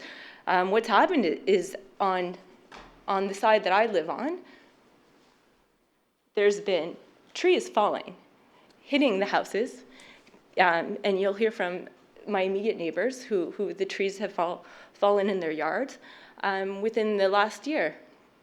And we're not talking about big storms that have come through Oakville. We're talking about literally bursts of winds and trees that look completely healthy, which have fallen, and, you know, we're very lucky that nobody has been injured. And so, you know, Rob will go through and show you all the houses on the street and the proximity, which is why we called Steve to come look at the house. And we heard such good things about, you know, Arbor Corps, and that's really where we ended up, was that, you know what, you can see these pictures. You know, I wish I could take you all to the house, but this is really a deep embankment. And you really do see, you know, I do see woodpeckers on the tree. You see the wetness. I am scared. There's a windstorm, there's anything, I'm scared. And I think, oh yeah, I'll take my child, and you see his room's right there. I'll take him and take him to my bed. But really, if that tree comes down, we're all dead. And I'm not about to take the risk to say, maybe it won't come down on me, maybe it'll come down on Daniela's house or whoever's house. I just don't see, I'm not willing to take that gamble. You know, when we moved into this beautiful little bungalow, we spent a lot of money renovating it and making it ours. And you know, like it's our home. And when you go home, you should feel safe, and you try to do everything you can to control the things around you. And you know, with my son, I know I can't put a bubble wrap around him. I can't put a bubble wrap around my house, but I think this is something we can control, and I'm looking at all of you to help us, so that, you know, when the fall comes and we have high winds, I don't know if the tree's going to come down. It sure looks by what our arborist is saying that it can. So anyways, thank you for your time, and I'd like to just invite some of my neighbors to come in and discuss what they've lived through. Well, thank you for your information. I didn't want you to run away before I said, I now see why the committee couldn't make a decision. And please introduce your next guest. Thank you. So Daniela Fernandez is lives right next door to us. And, you know, she's moved in 2 years ago and shares similar concerns.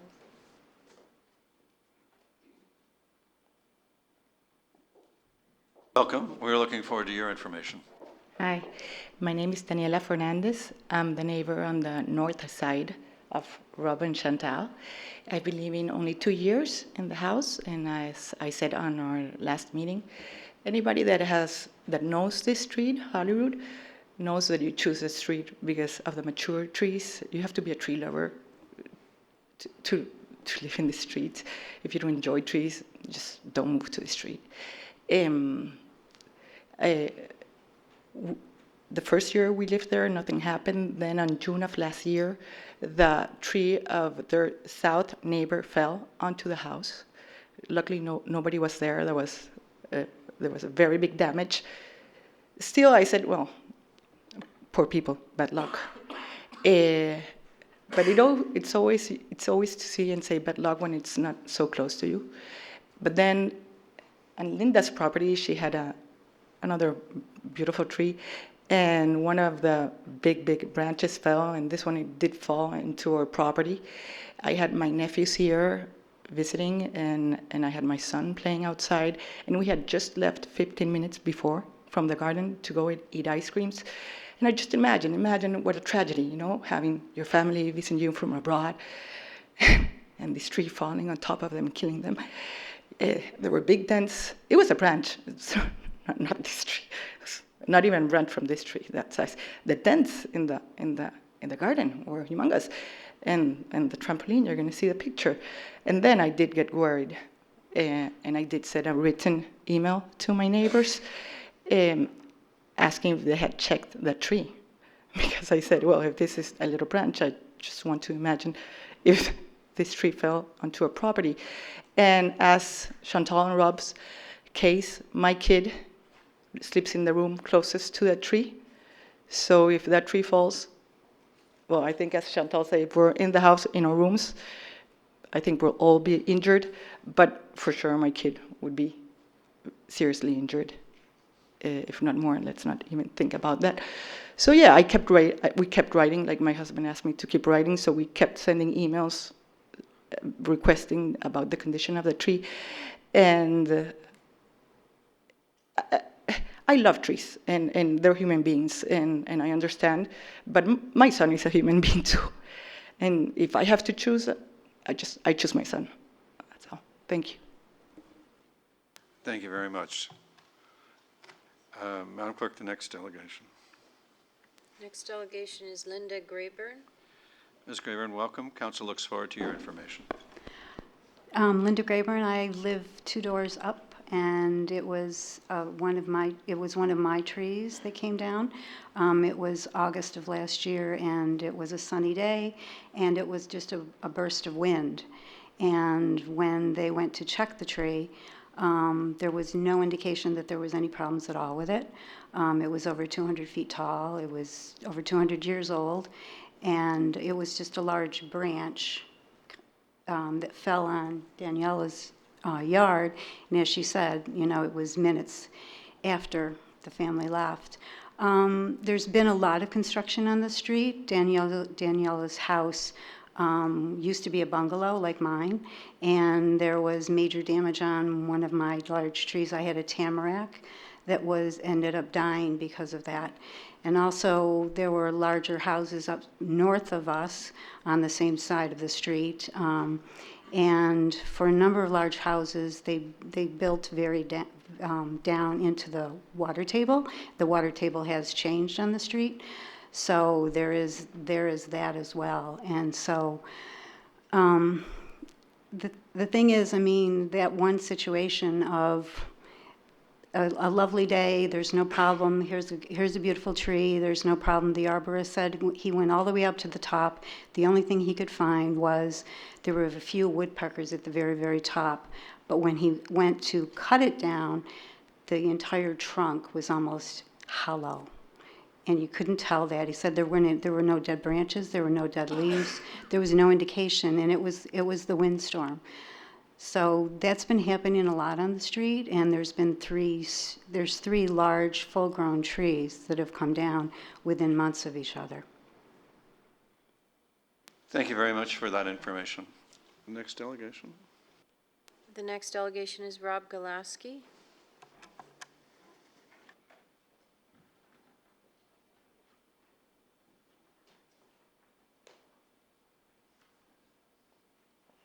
Welcome, Mr. Galaski. We look forward to your information. Thank you, and thank you for hearing our concerns tonight.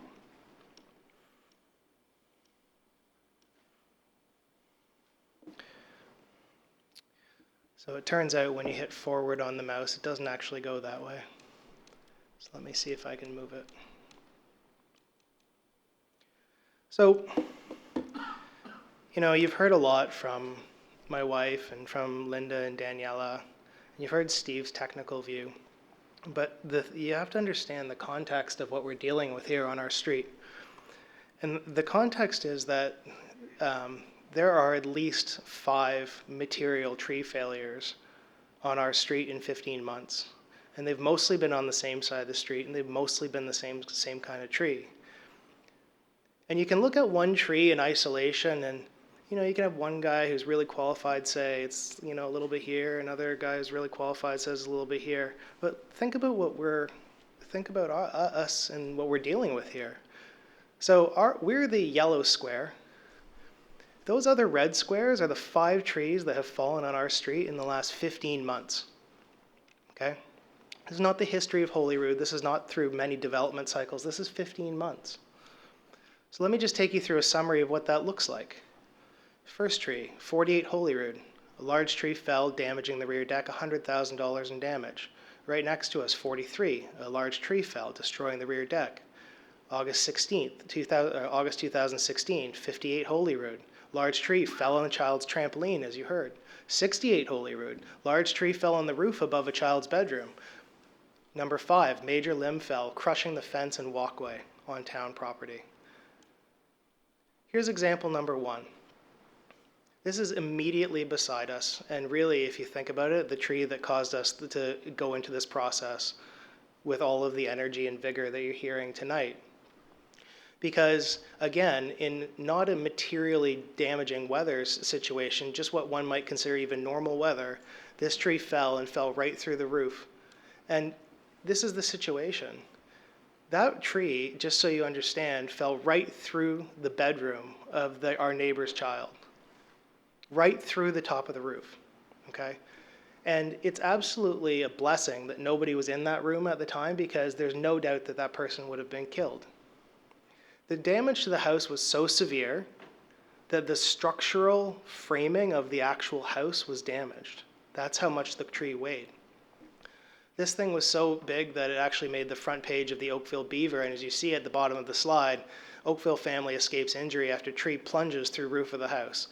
Now, what's interesting about this case is that our next door neighbor actually had the trees inspected in and around his property after this one came down, and while none of them appeared to be actually at risk, they actually ended up finding that 2 additional large trees had to be cut down. Example number 2, 43 Holyrood. You can see that is a massive branch of a tree that fell right through the neighbor's rear deck. In June 2016, it fell right through the deck.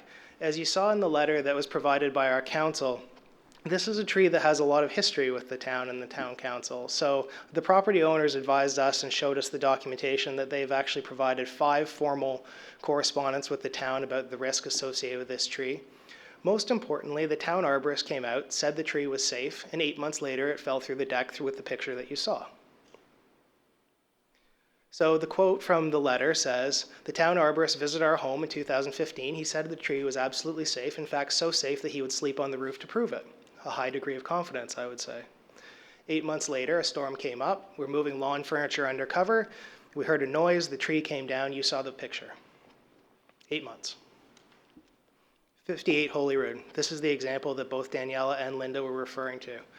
What I want to point out to you is that this wasn't even the entirety of the 200-foot tree. This was just a major limb. This limb fell, and what you see in the yellow circle that's not particularly illuminated on your screen is that's a child's trampoline. That branch is right on top of the trampoline. If it was 15 minutes earlier, the kids would have been killed. Okay? Remember the picture I showed you in the beginning? We're the yellow square. These are all the red squares. They're immediately beside us.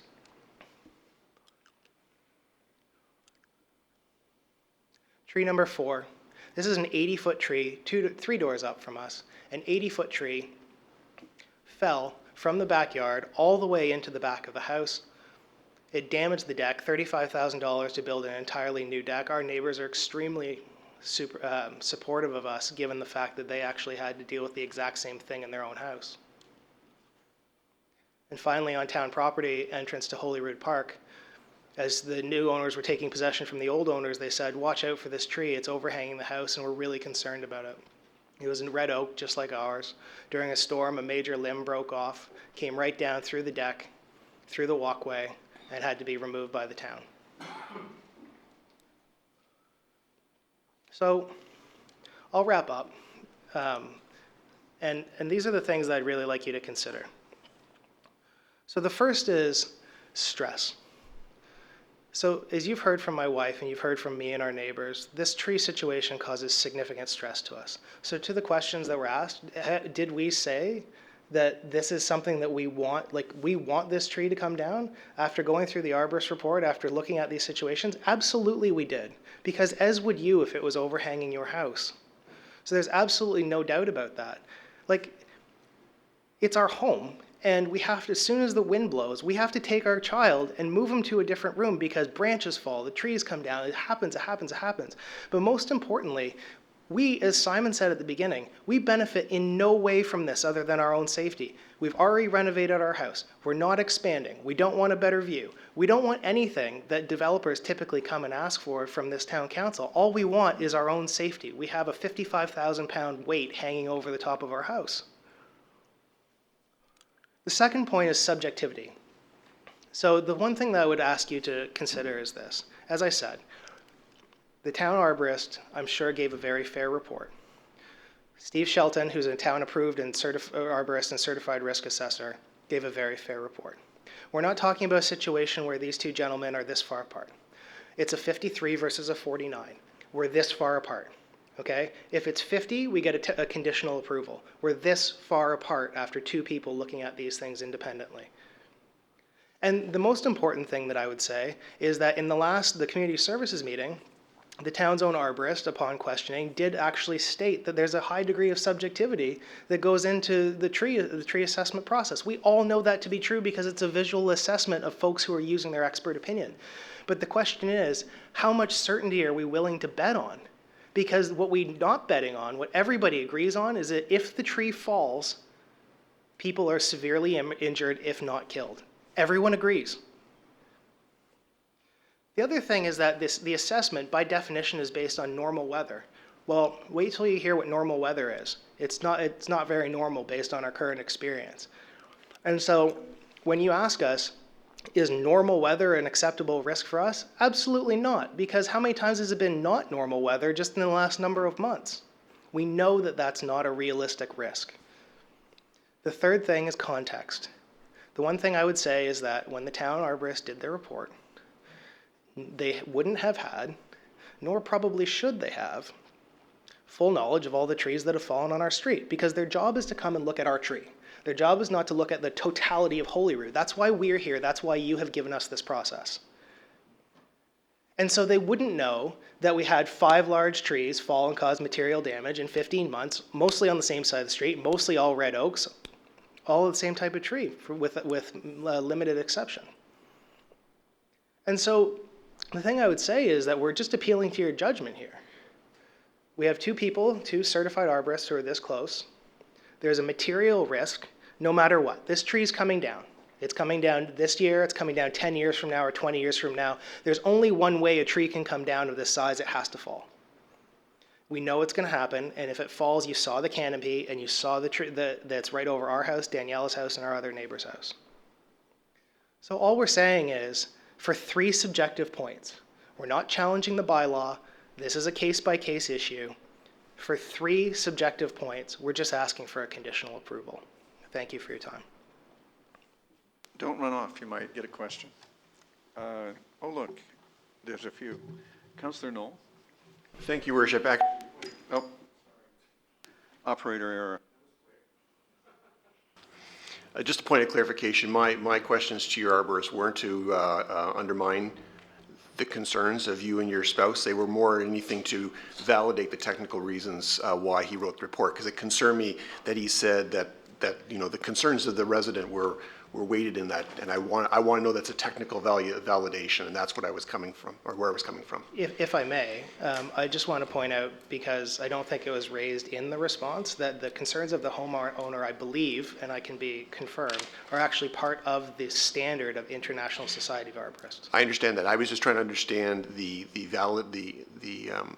importance of his assessment of risk. That's really, because I felt it was a little undermined by a previous response. I wanted to clarify that. So I just didn't want to give you any pause to believe that I felt otherwise. So we all heard that it was 50-50. Okay, Councillor Elgar. Thank you for coming again tonight. I guess my question is, why would you and your wife ever have considered buying the house you did? Because that tree, I think, has been there a little more than 10 years. I think you said you've been there, what, 7 or 10 years or something? We've been there since 2012. I believe the tree's got to be almost 200 years old. Well, I think that tree's a little older than 5 years old. Sure it is. Yeah. It's like, why would you have considered that property? That tree was there the way it is right now. You're absolutely right, and I think Chantal put it best. I mean, when we, we didn't move onto Holyrood by accident. Our real estate agent went around and knocked on doors because we really wanted to be on the street. The reason we wanted to be on the street was for the trees. We love the bungalow. We love the house. You'll see if you know the house. We haven't tried to expand it. We did a great renovation inside. The tree was part of what we liked about the house, but we had no reason to believe that the tree was a material risk at the time. So at the time, keep in mind that we had no experience with 5 material trees falling on our property. We had no experience actually living under the canopy of the tree where large branches fall on us all the time. And to be frank, we didn't have a 2-year-old. So Chantal and I moved into the house, and like the last thing we were thinking about was, my gosh, is this tree safe or not? We were thinking about, we're going to have this renovation, and we're going to do this, we're going to do that, and we're going to have a life in Oakville, and so it is. But the circumstances change, and I don't think there's anything unreasonable about, if you're living under that, I think it'd be real hard to have a different opinion. Councillor Luschina. Mr. Gillespie, you pointed out that there's been 5 red oak trees. I'm trying to recall. We found out afterwards that although our neighbor told us one was a red oak, it was in fact a black locust. Okay. So it's 4 out of 5. And I'm just trying to clarify. I believe that the town at a committee had indicated that there were actually other trees. Right. Are you aware of the other trees that also fell on that street? No, in fact, that was a surprise to us. So what that means is that, so everybody understands, per the bylaw, if a tree does fall, it's obviously imminent. You can take it away right away. So the arborist comes in, they chop up the tree, and off you go. Maybe no one has to make a report of the tree and the species and all those things. So when the town arborist came up, I was shocked because we said 5 because there's 5 that we know of. I don't know if you were keeping count, but it sounded like closer to 9, right? And so that's 9 in a very short period of time, stuff we didn't even know about. So yes, that was quite disconcerting. Over here. Mr. Gillespie, I have one question for you. Have you had any discussions with staff or your council about the town's approach to compensation calculations? So I would suggest that we've had a loose conversation with our council. I can tell you our interpretation of what we've been told, and then potentially you can tell me if I'm correct or not. What we've been told is that upon conditional approval, the typical course of action is to allow the homeowner to take down the tree with the quid pro quo, if you will, that we would agree to pay for trees to be planted somewhere else in Oakville. Typically, that's in a park or something like that. The question about the size of the canopy hasn't occurred to us. But like, let me maybe give you a trade-off of how I would think about this. So you asked about, would I be willing to pay a lot to replace the canopy of the tree? Yes, I would. I would sure as heck rather pay to replace trees in Oakville than throw good money after bad for cabling, which is not going to work, pruning, which is not going to work, and we know for sure that that is not going to change the prognosis for the tree. So I would much rather pay for replacement of the canopy and put good money where it needs to be, as opposed to throwing bad money after something that's just going to be wasted. All right, well, I think I'm going to call that a good answer. I'm going to suggest that the council is going to have just as much trouble making a decision as the committee did. The committee bumped it to us because they couldn't make a decision. And I wonder if staff would be in a position, thinking of the King Street example, where we let a large tree go down in return for replacement of the canopy value of the tree, and not that many months ago. Jalil, you remember. So a calculation might be a useful thing, and a discussion with the resident, and then that would be an additional piece of information that council might like to have in order to make a decision with, rather than making a decision uncertain about replacement. Is that agreeable to everybody? Councillor Dunick. Your Worship, I'd like to hear from staff first before we even go to the discussion phase. I wasn't at the committee. I didn't have the benefit of hearing from our staff in regards to a presentation or answering questions, because there's been several comments shared that have paraphrased what staff have said. So I'm just asking for one more piece of information that has to come from the delegate before we go to that.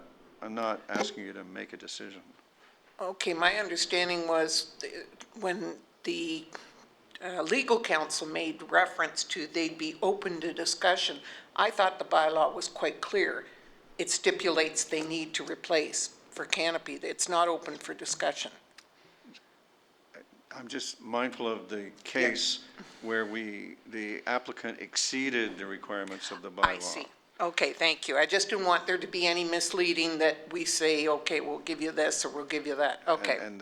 So the point was to have immediate recovery of the lost canopy rather than eventual, because the bylaw is set up for eventual, and that particular case, what we did was by increasing the number of trees, got the equivalent of the canopy loss.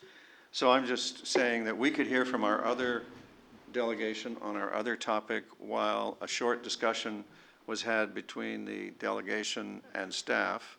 Then the delegation could return. Someone could tell us if there's any information from that discussion. If there isn't, fine. But if there is, we would need to know it, and then we could have a debate about it. And yes, and everything else. So I take it, I'm going to take that for yes. That's consent, I heard. So I would suggest that you and your representative speak to Chris, Mark, and Jalil. And there's a room in back there if you want. Okay. And Madam Clerk, would you, I don't see any other questions for you, sir, so thank you. I recommend you move expeditiously, because the next item is shorty. Madam Clerk, would you call the delegation for the third item? The next delegation is Anna Lee, that's speaking to item 3 and the Community Services Short-Term Accommodation Bylaw. Ms. Lee? There may not be a Ms. Lee anymore.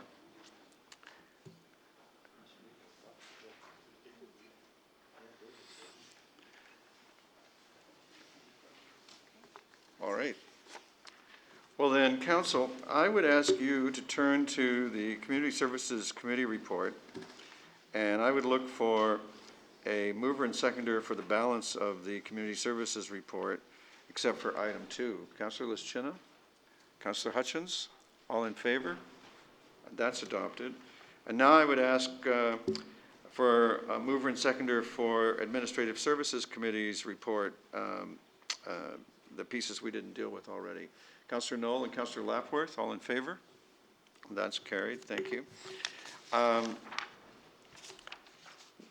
We have no consent items, and you have your information items, and let's see, where's my little addendum?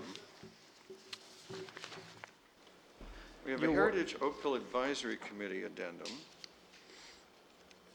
I believe, no, that's for tomorrow. Your Worship, if you're looking for an item to delay us ever so slightly, I have a motion of congratulations that I'd like to present to council. Would you like that? I think we might have reached the point where new business, notice of motion, emergency, congratulations or condolence would be in order. What a coincidence. Your Worship, I'd like to congratulate the 540 Golden Hawk Squadron of the Royal Canadian Air Cadets this evening. They, this weekend, participated in the Invictus Games concert as part of the Massed Military Band Spectacular at Roy Thompson Hall. The Oakville Golden Hawks were selected to represent cadets across Canada, and I know we're all proud of how our hometown squadron is performing on the national stage. They're an exemplary group, an amazing group of young people. The 540 Golden Hawk Squadron finished first place overall at the 2016-2017 provincial band competition, and I understand that the squadron is now the largest in Ontario. And this past year, or in fact this year, in 2017, the squadron is celebrating their 65th anniversary of being formed as the Oakville Air Cadet Squadron. So for all of these reasons, I'd like to offer our congratulations to the 540 Golden Hawk Squadron and all of their members and all of the youth that are taking part in their organization. They're a fabulous group of people, and I wish them all the best in the upcoming year. Thank you very much for that. I'm sure they appreciate it. You know, they recently received the favorable attention of the 100 Guys Who Care the other night. And this is a group of people who get together quarterly and each put up $100 and they vote on a charity to make their donation to. And I recently joined this group, and for some reason, they won the balloting of the 100 Guys Who Care and received the money, and that went towards new instruments for their band. So they've had a good couple of weeks here, I would say.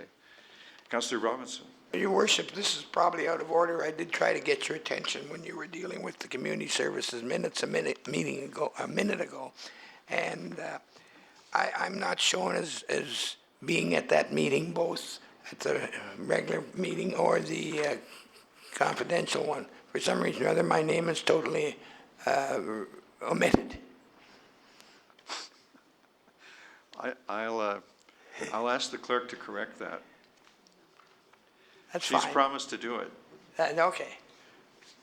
Councillor Giddings. Thank you, Mr. Mayor. Council will recall several months ago we had Mr. Kent come out from the Lake Ontario swim team and give us a presentation.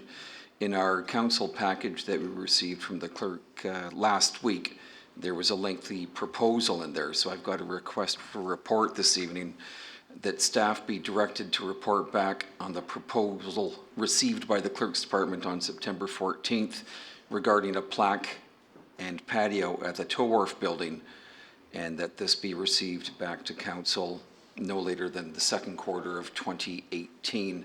And that request is being seconded by Councillor Duddick. Thank you. So that's a request for a report? Yes, it is. I think we should put that to a vote. Shall I? All in favor? Opposed, if any? Your request is approved.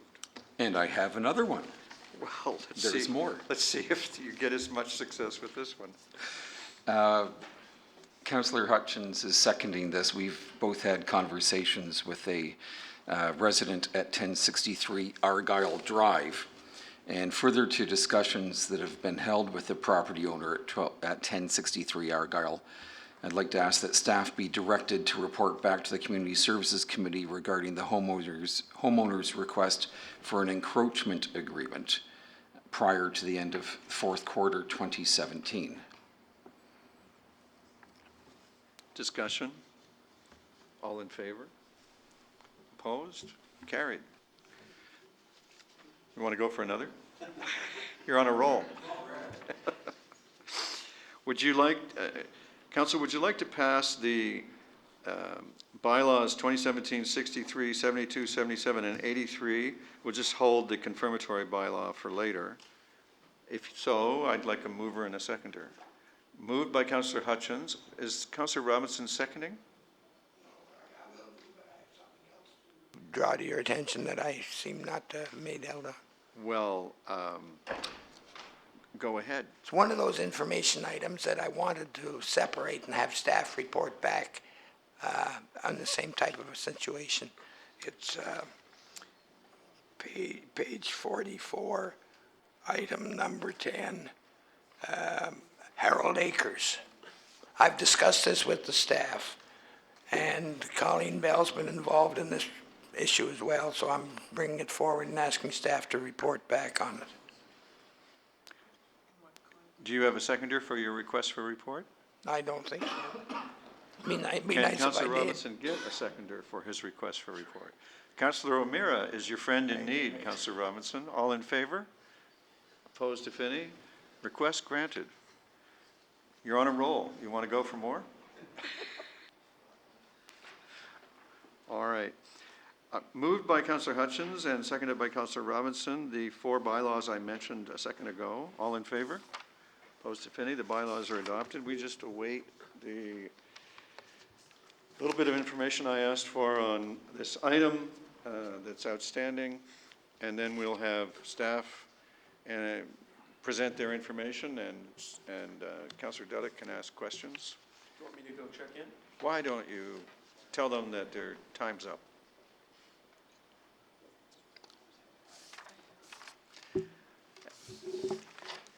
Five-minute bio break. What?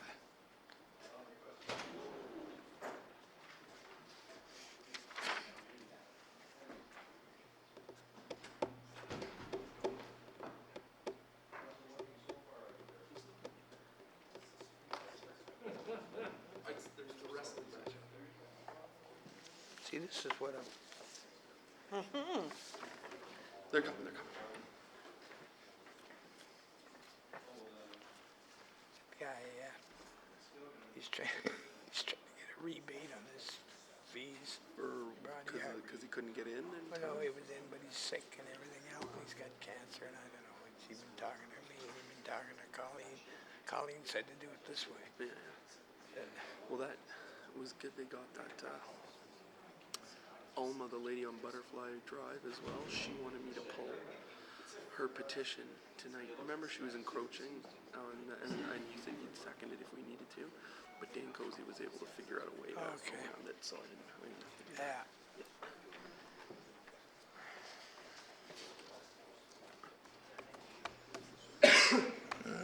Kathy. With what?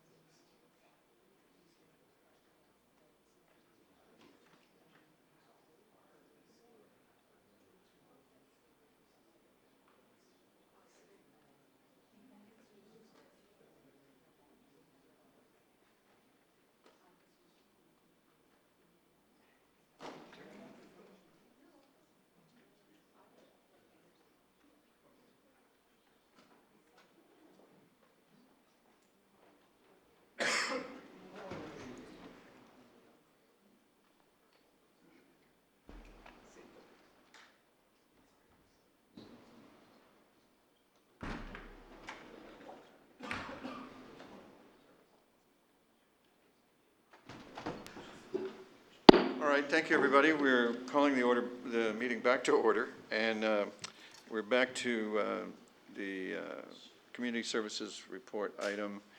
And Councillor Dudek, the floor is yours for questions and/or presentations from staff. Okay. I wonder if staff could, did you have a presentation that you provided at committee? Could you maybe just provide that, and then maybe some of the questions that I have will be incorporated in that?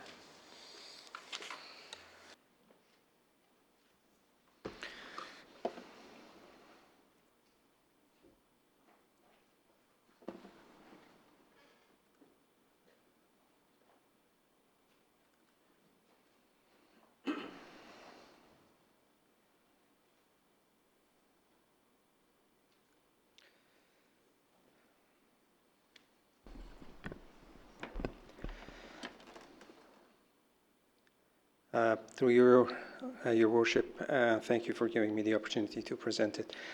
This is more just giving you a little bit of background and information about this application. Is not a formal presentation. So the tree that we're talking about is a 173 centimeters, 68 inches diameter at breast height red oak with a canopy cover of 283 square meter or over 3,000 square feet. The timeline for this, okay, that goes very fast. So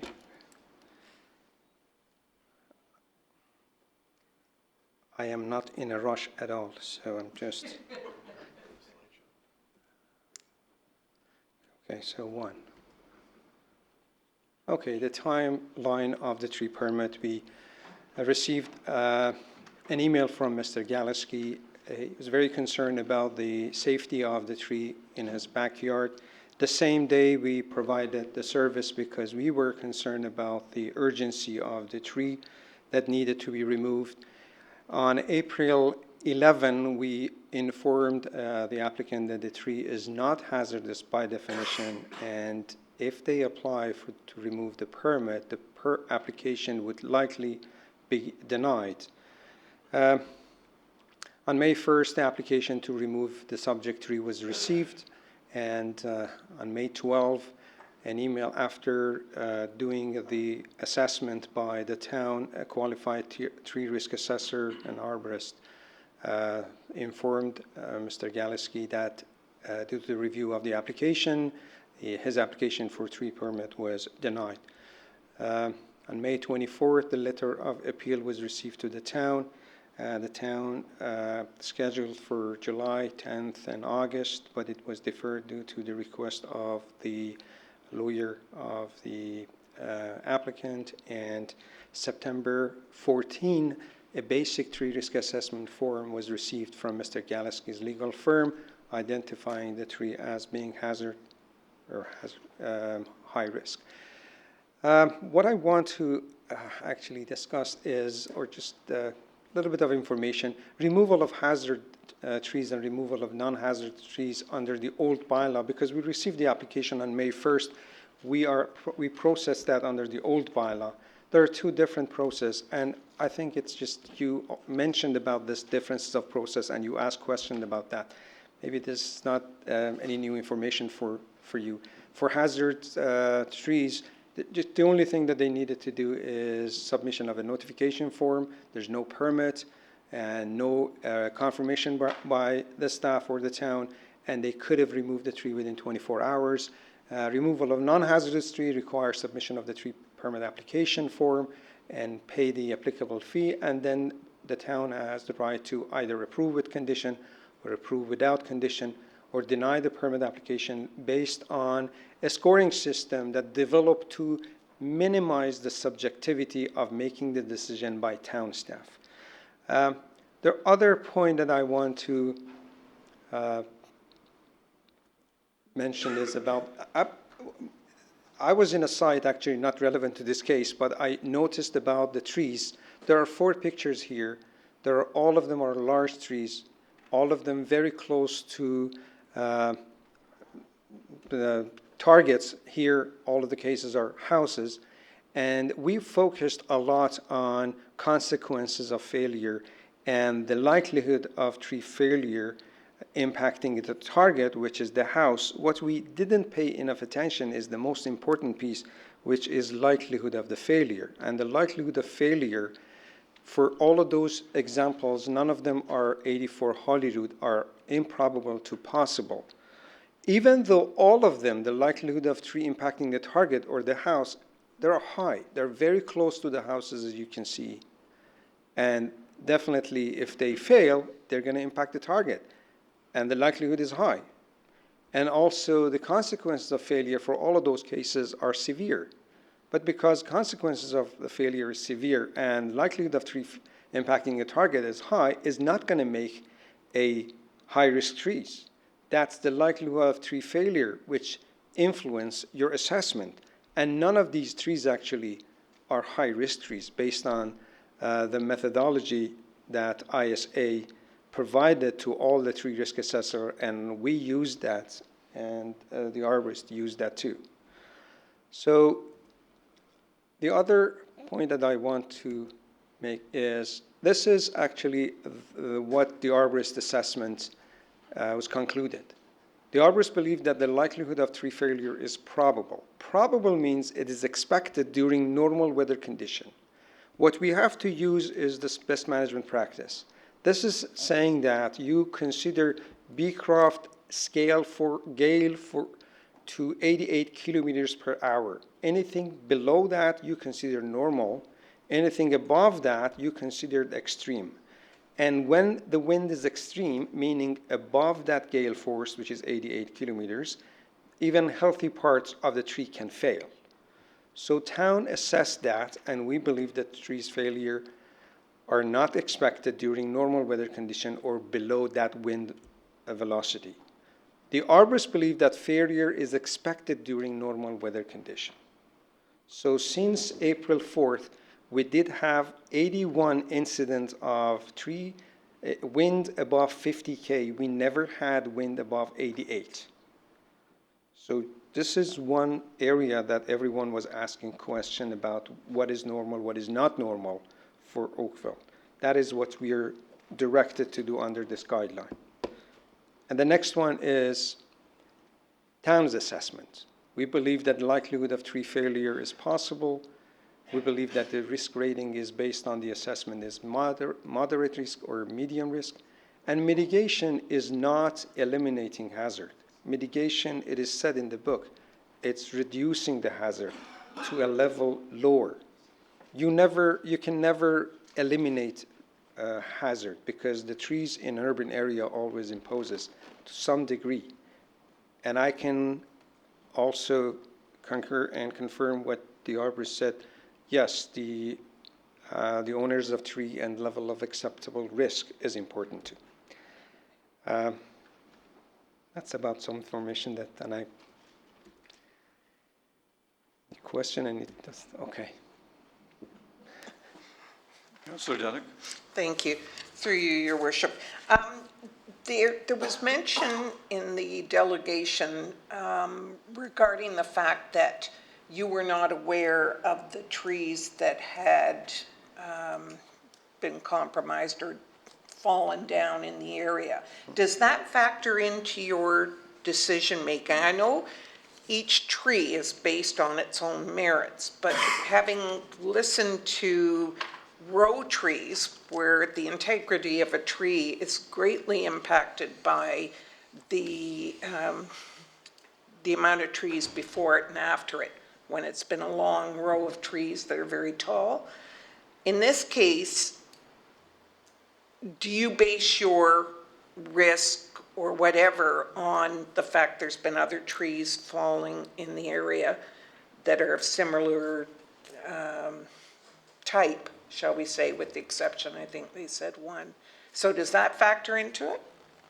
Through to you, Mr. Chair. I do know about what I do know about town tree failure. I do know within the same street. I know about 9 trees have been removed under notification form from the same street.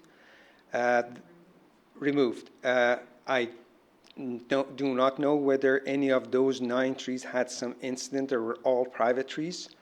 I know that we have received 9 in total in 2016 and 17, and 9 notification form to remove 9 private trees, which went through the notification process, which the town does not do the site inspection, and we're not doing the confirmation.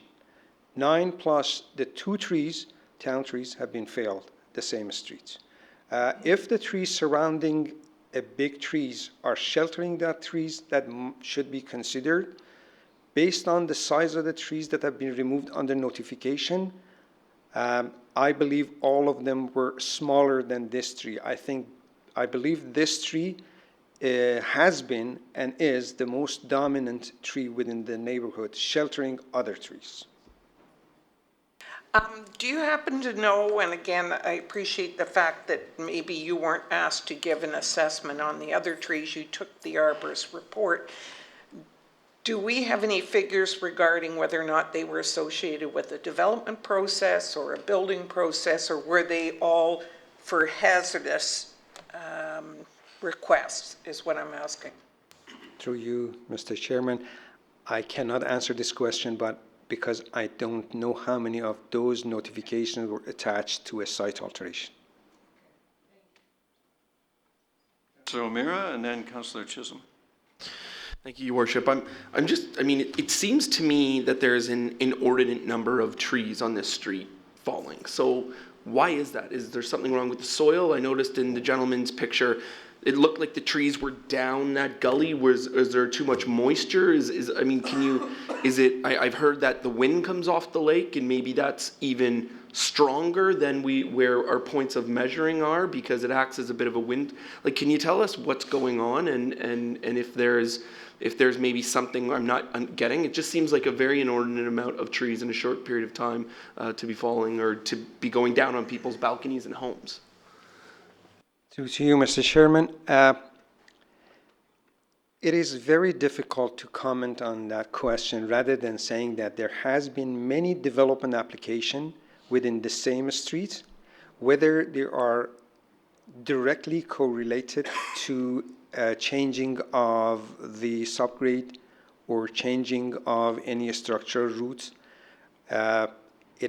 My assumption is a guess, and I would rather not to guess in this case, but there are several reasons why the tree fell.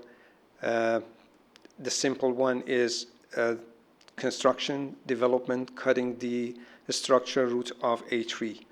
And the age of the tree, the impact of disease and insects, they all can factor in to the possibility of a tree failure.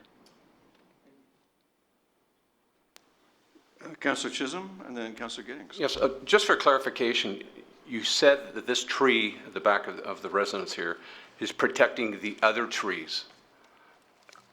I didn't see that in any of the pictures where there seems to be this tree is kind of the kingpin protecting the other trees. Because if I noticed when I went down to that location next door, there was a tree that was snapped.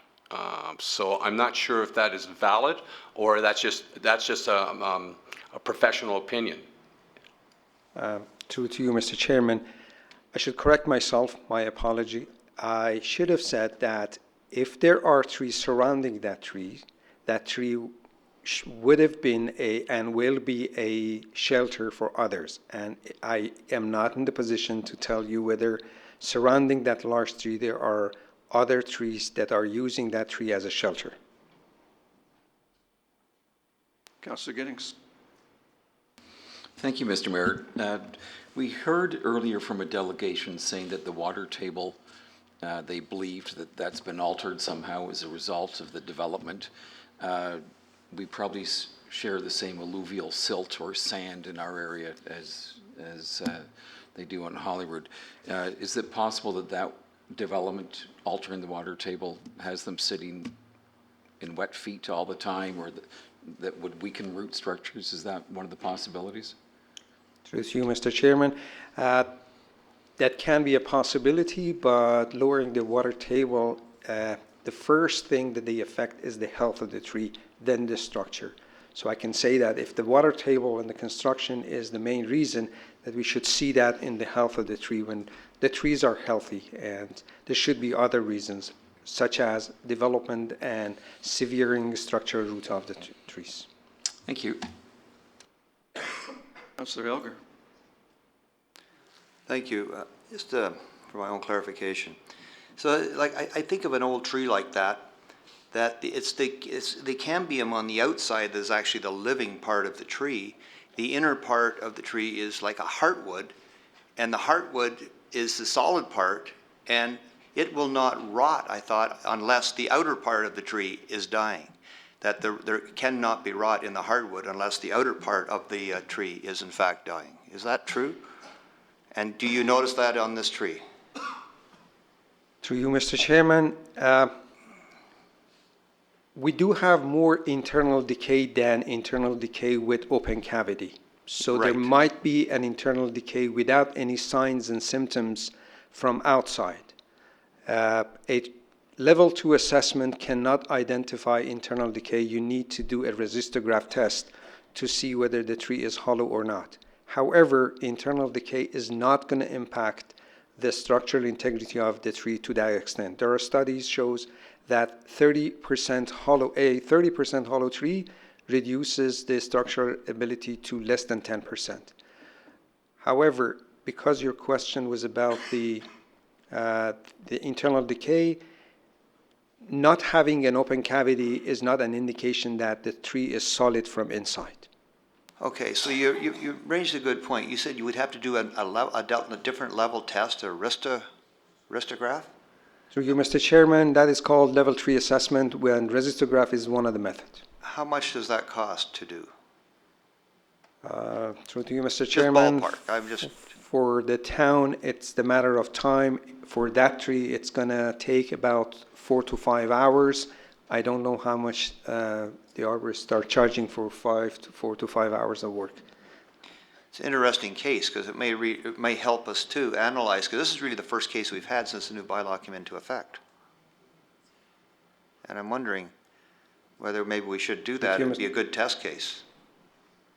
Thank you, Mr. Chair. This is a question or a It is a question. I am open to do whatever it takes if it helps the council to make the decision. Thank you very much. Councillor Duddock. There was some importance put, pardon me, on the variance between the 49 and the 53, I believe it was.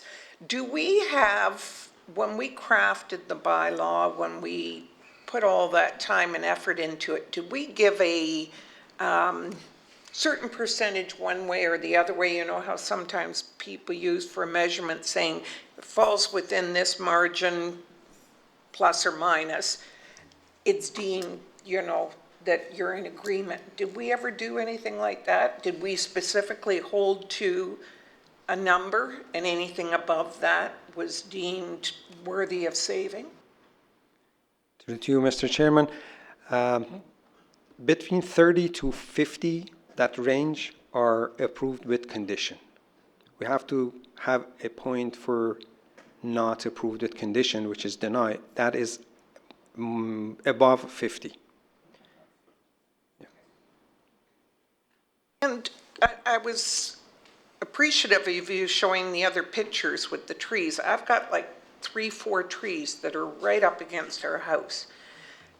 Do we run a risk of, and I totally get it in terms of the risk being in close proximity to a house. Should we start asking people to remove trees in close proximity? Because, I mean, I've had a tree next door to me that went down that's identical to the one that I have by my house. Is that a premise we should be looking at in terms of so much distance from the built form? Through to you, Mr. Chairman, in urban area, about 85 to 90% of all large trees does have a target, which is house or sidewalk or roads. So what we should do is we should assess the tree more than assessing the site. Councillor Chisholm. Thank you, Your Worship. My antenna went up when you, the aristocrat, or what was the pronunciation of that? Is it a boring into the tree to find out if it's rotted inside? Is that the Thank basic? you, Mr. Chairman. Resistograph, yes. It's So- not boring, it's a kind of needle goes into the tree. It's Okay. the size is the size of the needle, not boring. All right, so what I'm suggesting is that maybe that's another step that we need to perform in order to come to a full conclusion of what we want to do with this. It stays up, goes down. On a personal note, I've had 4 trees come down on wind shears and 2 hit the house. And I'm basically in the same neighborhood. The reality of it is, what my concern is that when you're talking wind speeds and so forth, these are not wind speeds. They go from 0 to 80 kilometers within a millisecond. And the trees are healthy and they snap. And I had an arborist come in and my trees were healthy and they snapped. So there is, and my issue is the weather patterns and this plus minus where we're at, we're very close. So if there's any more due diligence that can be provided for us to make a judgment and an approval on this, or vice versa, how it goes, we need that information. This is a very unique situation, and it's the first challenge, I believe, in a private tree bylaw. And I understand fully what the residents are going through, because I had the same problem with my children living in the house and the trees coming down. So I appreciate that, and hopefully we can come to a solution for this. Thank you.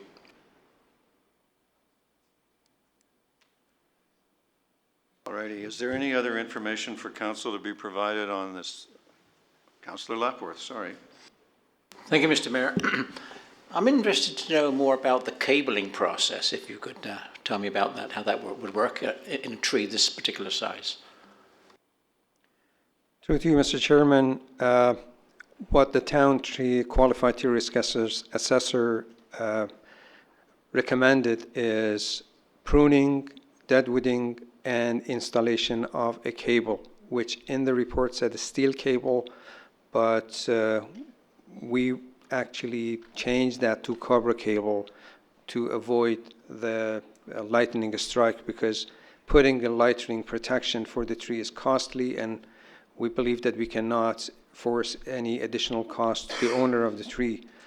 That is a technique which is protecting the tree with weak union for multi-stem trees, especially when the multi-stem trees shape like a triangle. Cobra cable works more efficiently, and this is a good candidate for that.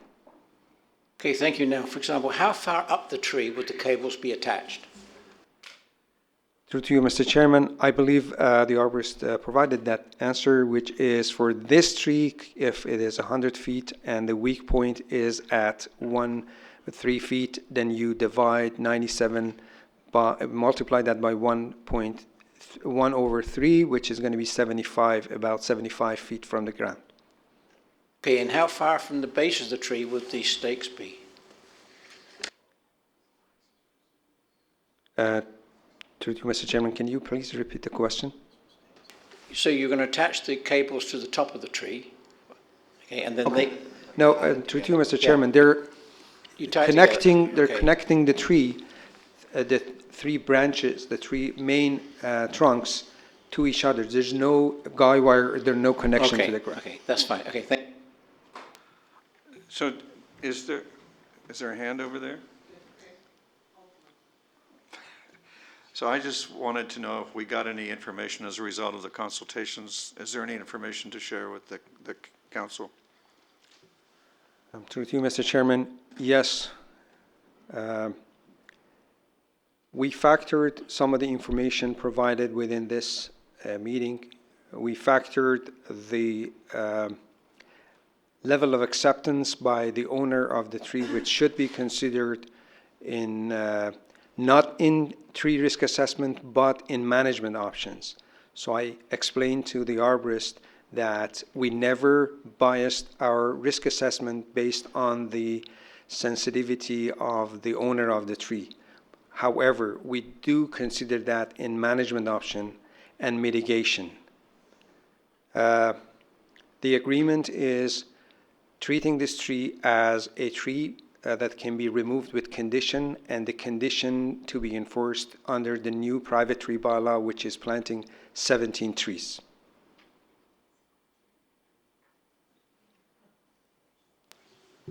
Councillor Dudek, thank you for the information. Councillor Dudek? Thank you very much. I guess we're going to have to get to a stalemate, but given this aristograph that was raised, and given the fact that this is the first one that we've really had to think long and hard in regards to factoring in our staff opinion, along with another arborist and everything. I was going to propose that staff be directed to perform a level 3 aristograph on the subject tree and report back to council to assist council in making an informed decision. And rather than making it at the expense of the applicant, that maybe we go halfway on this, meaning that the town fund 0.5% or half of the costs and the applicant the other. It's undue hardship to make them do this at this particular juncture, but I really do feel I need to have some certainty. There's, you know, plus and minus, so I'm not really ready to throw in the towel as yet, I'm afraid. Thank you, Councillor Dudek. Excuse me. I apologize. I'm sorry. Breaking council decorum will not be helpful for you. No, I apologize. I should have asked my lawyer. Thank you. I didn't ask him. It's the way it is. This is for council to debate. And we've appreciated the information that you've brought. Councillor, could I speak to your suggestion? I'm prepared to support the suggestion that we just heard from staff with the 17 trees as the replacement, because it's consistent with what we did on King Street. And I've always believed that we have to do this with a light hand and a view towards the end goal. And the end goal is to grow the canopy. And trees, old trees die sooner than new ones, and new ones build our canopy. So we have an opportunity here for an actual net gain to the canopy and a net gain to the safety of the residents. And as I said earlier, the presentation of information certainly made me see why this was a tough decision on the part of council, and on the part of the committee, I mean, and it's turned into a hard one for council as well. But and I would be willing to pass the chair and move myself the motion to accept the suggestion that we just heard from staff. If there's a desire to, put my face on it, so to speak, or I'll take the blame.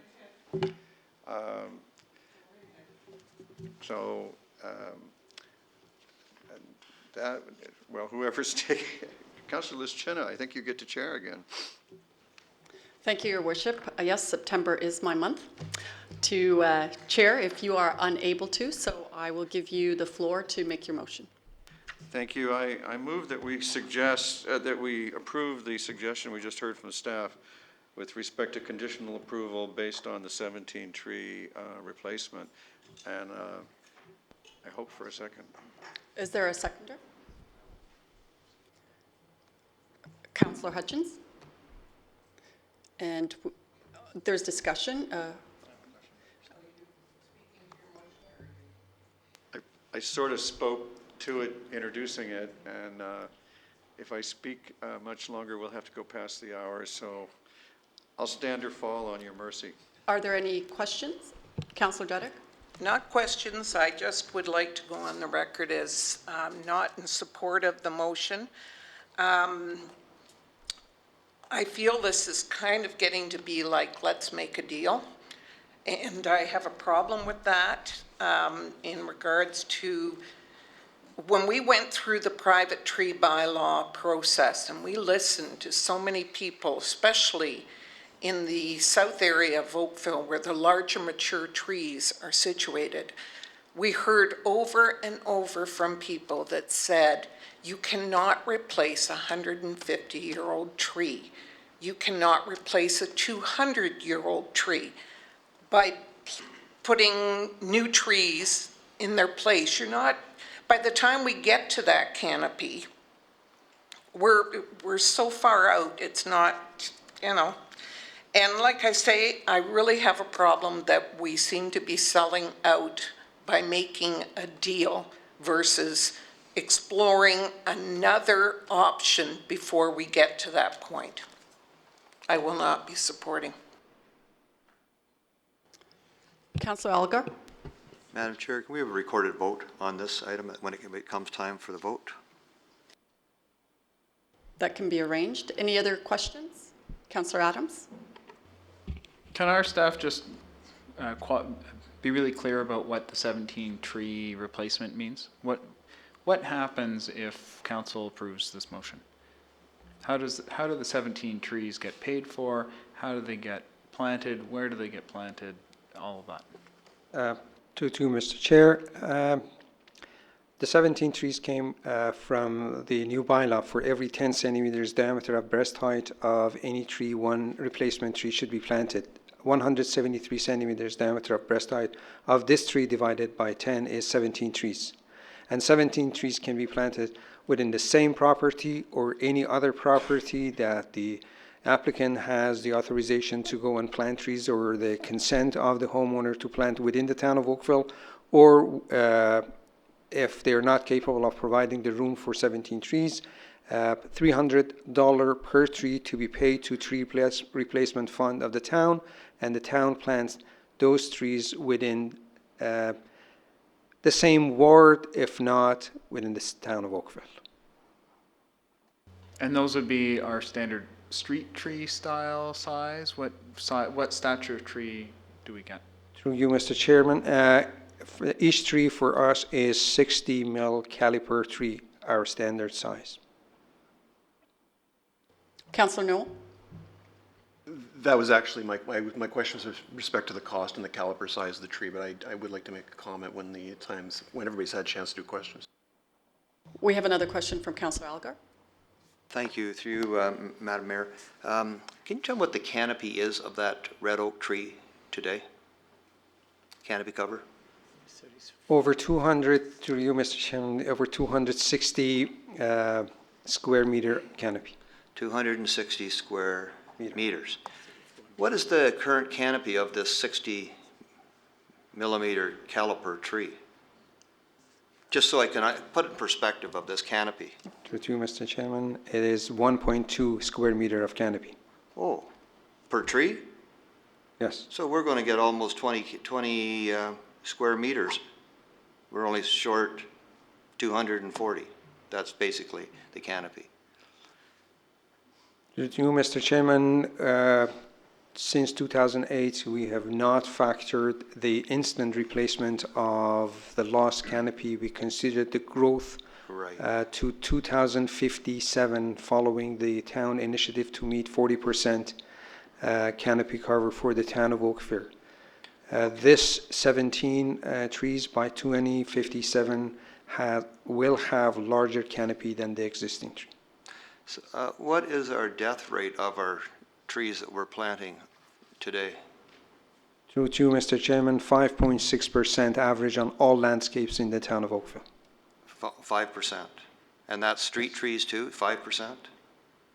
That's average. The highest rate is for parks, about 7%. Excuse me, the highest is for commercial industrial land, then parks, and then street trees are less. You and I are going to have to go for a drive down a few streets. Thank you. Is there anyone else who has a question before the motion? Councillor Newell? I want to make a comment. So first of all, I want to thank the mayor for his motion. I think it's a reasonable approach. I will be supporting it. I really feel strongly about the mayor's comment about softening the the face of this bylaw. I mean, it's important, and this bylaw is incredibly important, and I support it every time it came before council. But I always supported it under the understanding that we would be able to adjudicate circumstances which were extenuating. And I do believe that this has been proven beyond a reasonable doubt that there's extenuating circumstances. I mean, I've been watching the body language of the family affected throughout this meeting just by curiosity. I was just curious how, exactly how vested they are, and I'm watching virtual anguish in their faces and in their body language in terms of dealing with this issue and the emotions that go along with it. And I think it's very important that we make these decisions. We made this bylaw to protect our environment and protect our tree canopy, and that is critical. There's no question, and I'm not wavering one iota on that. But we do have to put the personal face of our residents and our constituents and families and children ahead of that. I mean, trees are important, but yeah, kids and families are even more important than trees. So I'll be supporting the mayor's motion, and I'm more than happy to vote in a recorded motion. Councillor Chisholm? Thank you. I echo Councillor Noel's comments too. This is, I guess, a very emotional thing for me too, because I've gone through this.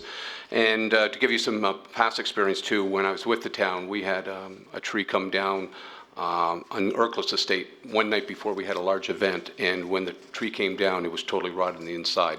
So I'm a firm believer, let's do what's right. And the reality of it is public health trumps the tree. I'm sorry, but that's so I'm supporting the motion. Thank you. Is there anyone else who would like to make a comment or a question? Okay, at this point, we're going to have a recorded vote, so we will have everyone stand up, and those who are support of the motion will have a seat. Everybody will stand up, and then I will call those who are in support of the mayor's motion to have. It was the opposite last time. Okay, here we go. Those in support of the motion, please stand, and we'll have a recorded vote. Yay. We have Councillor Robinson, Councillor Chisholm, Councillor Hutchins, Mayor Burton, Councillor Lapworth, Councillor Noel, and Councillor Shinna. And that was 1, 2, 3. Those opposed, please stand. Councillor O'Meara, Councillor Dudek, Councillor Giddings, and Councillor Algar, and Councillor Adams, that guy. So we have 8 to 5. Is that no? 7 to 5, and the motion carries. Yay. Thank you. Mayor Burton. Thank you for taking the chair very much. We need detain ourselves only one instant longer for the confirmatory bylaw. Can I have a mover and seconder? Councillor Hutchins, Councillor Chisholm, all in favor? And that carries. Council, sometimes it happens that we have a divided question like this. I think there was good reasoning on both sides of it and arguments well presented. It made me proud to be working with you. I regret when we have to make a tough decision like this, but that's what they pay us the big bucks for, I guess. So with that, I will say it's been great working with you, and we are adjourned.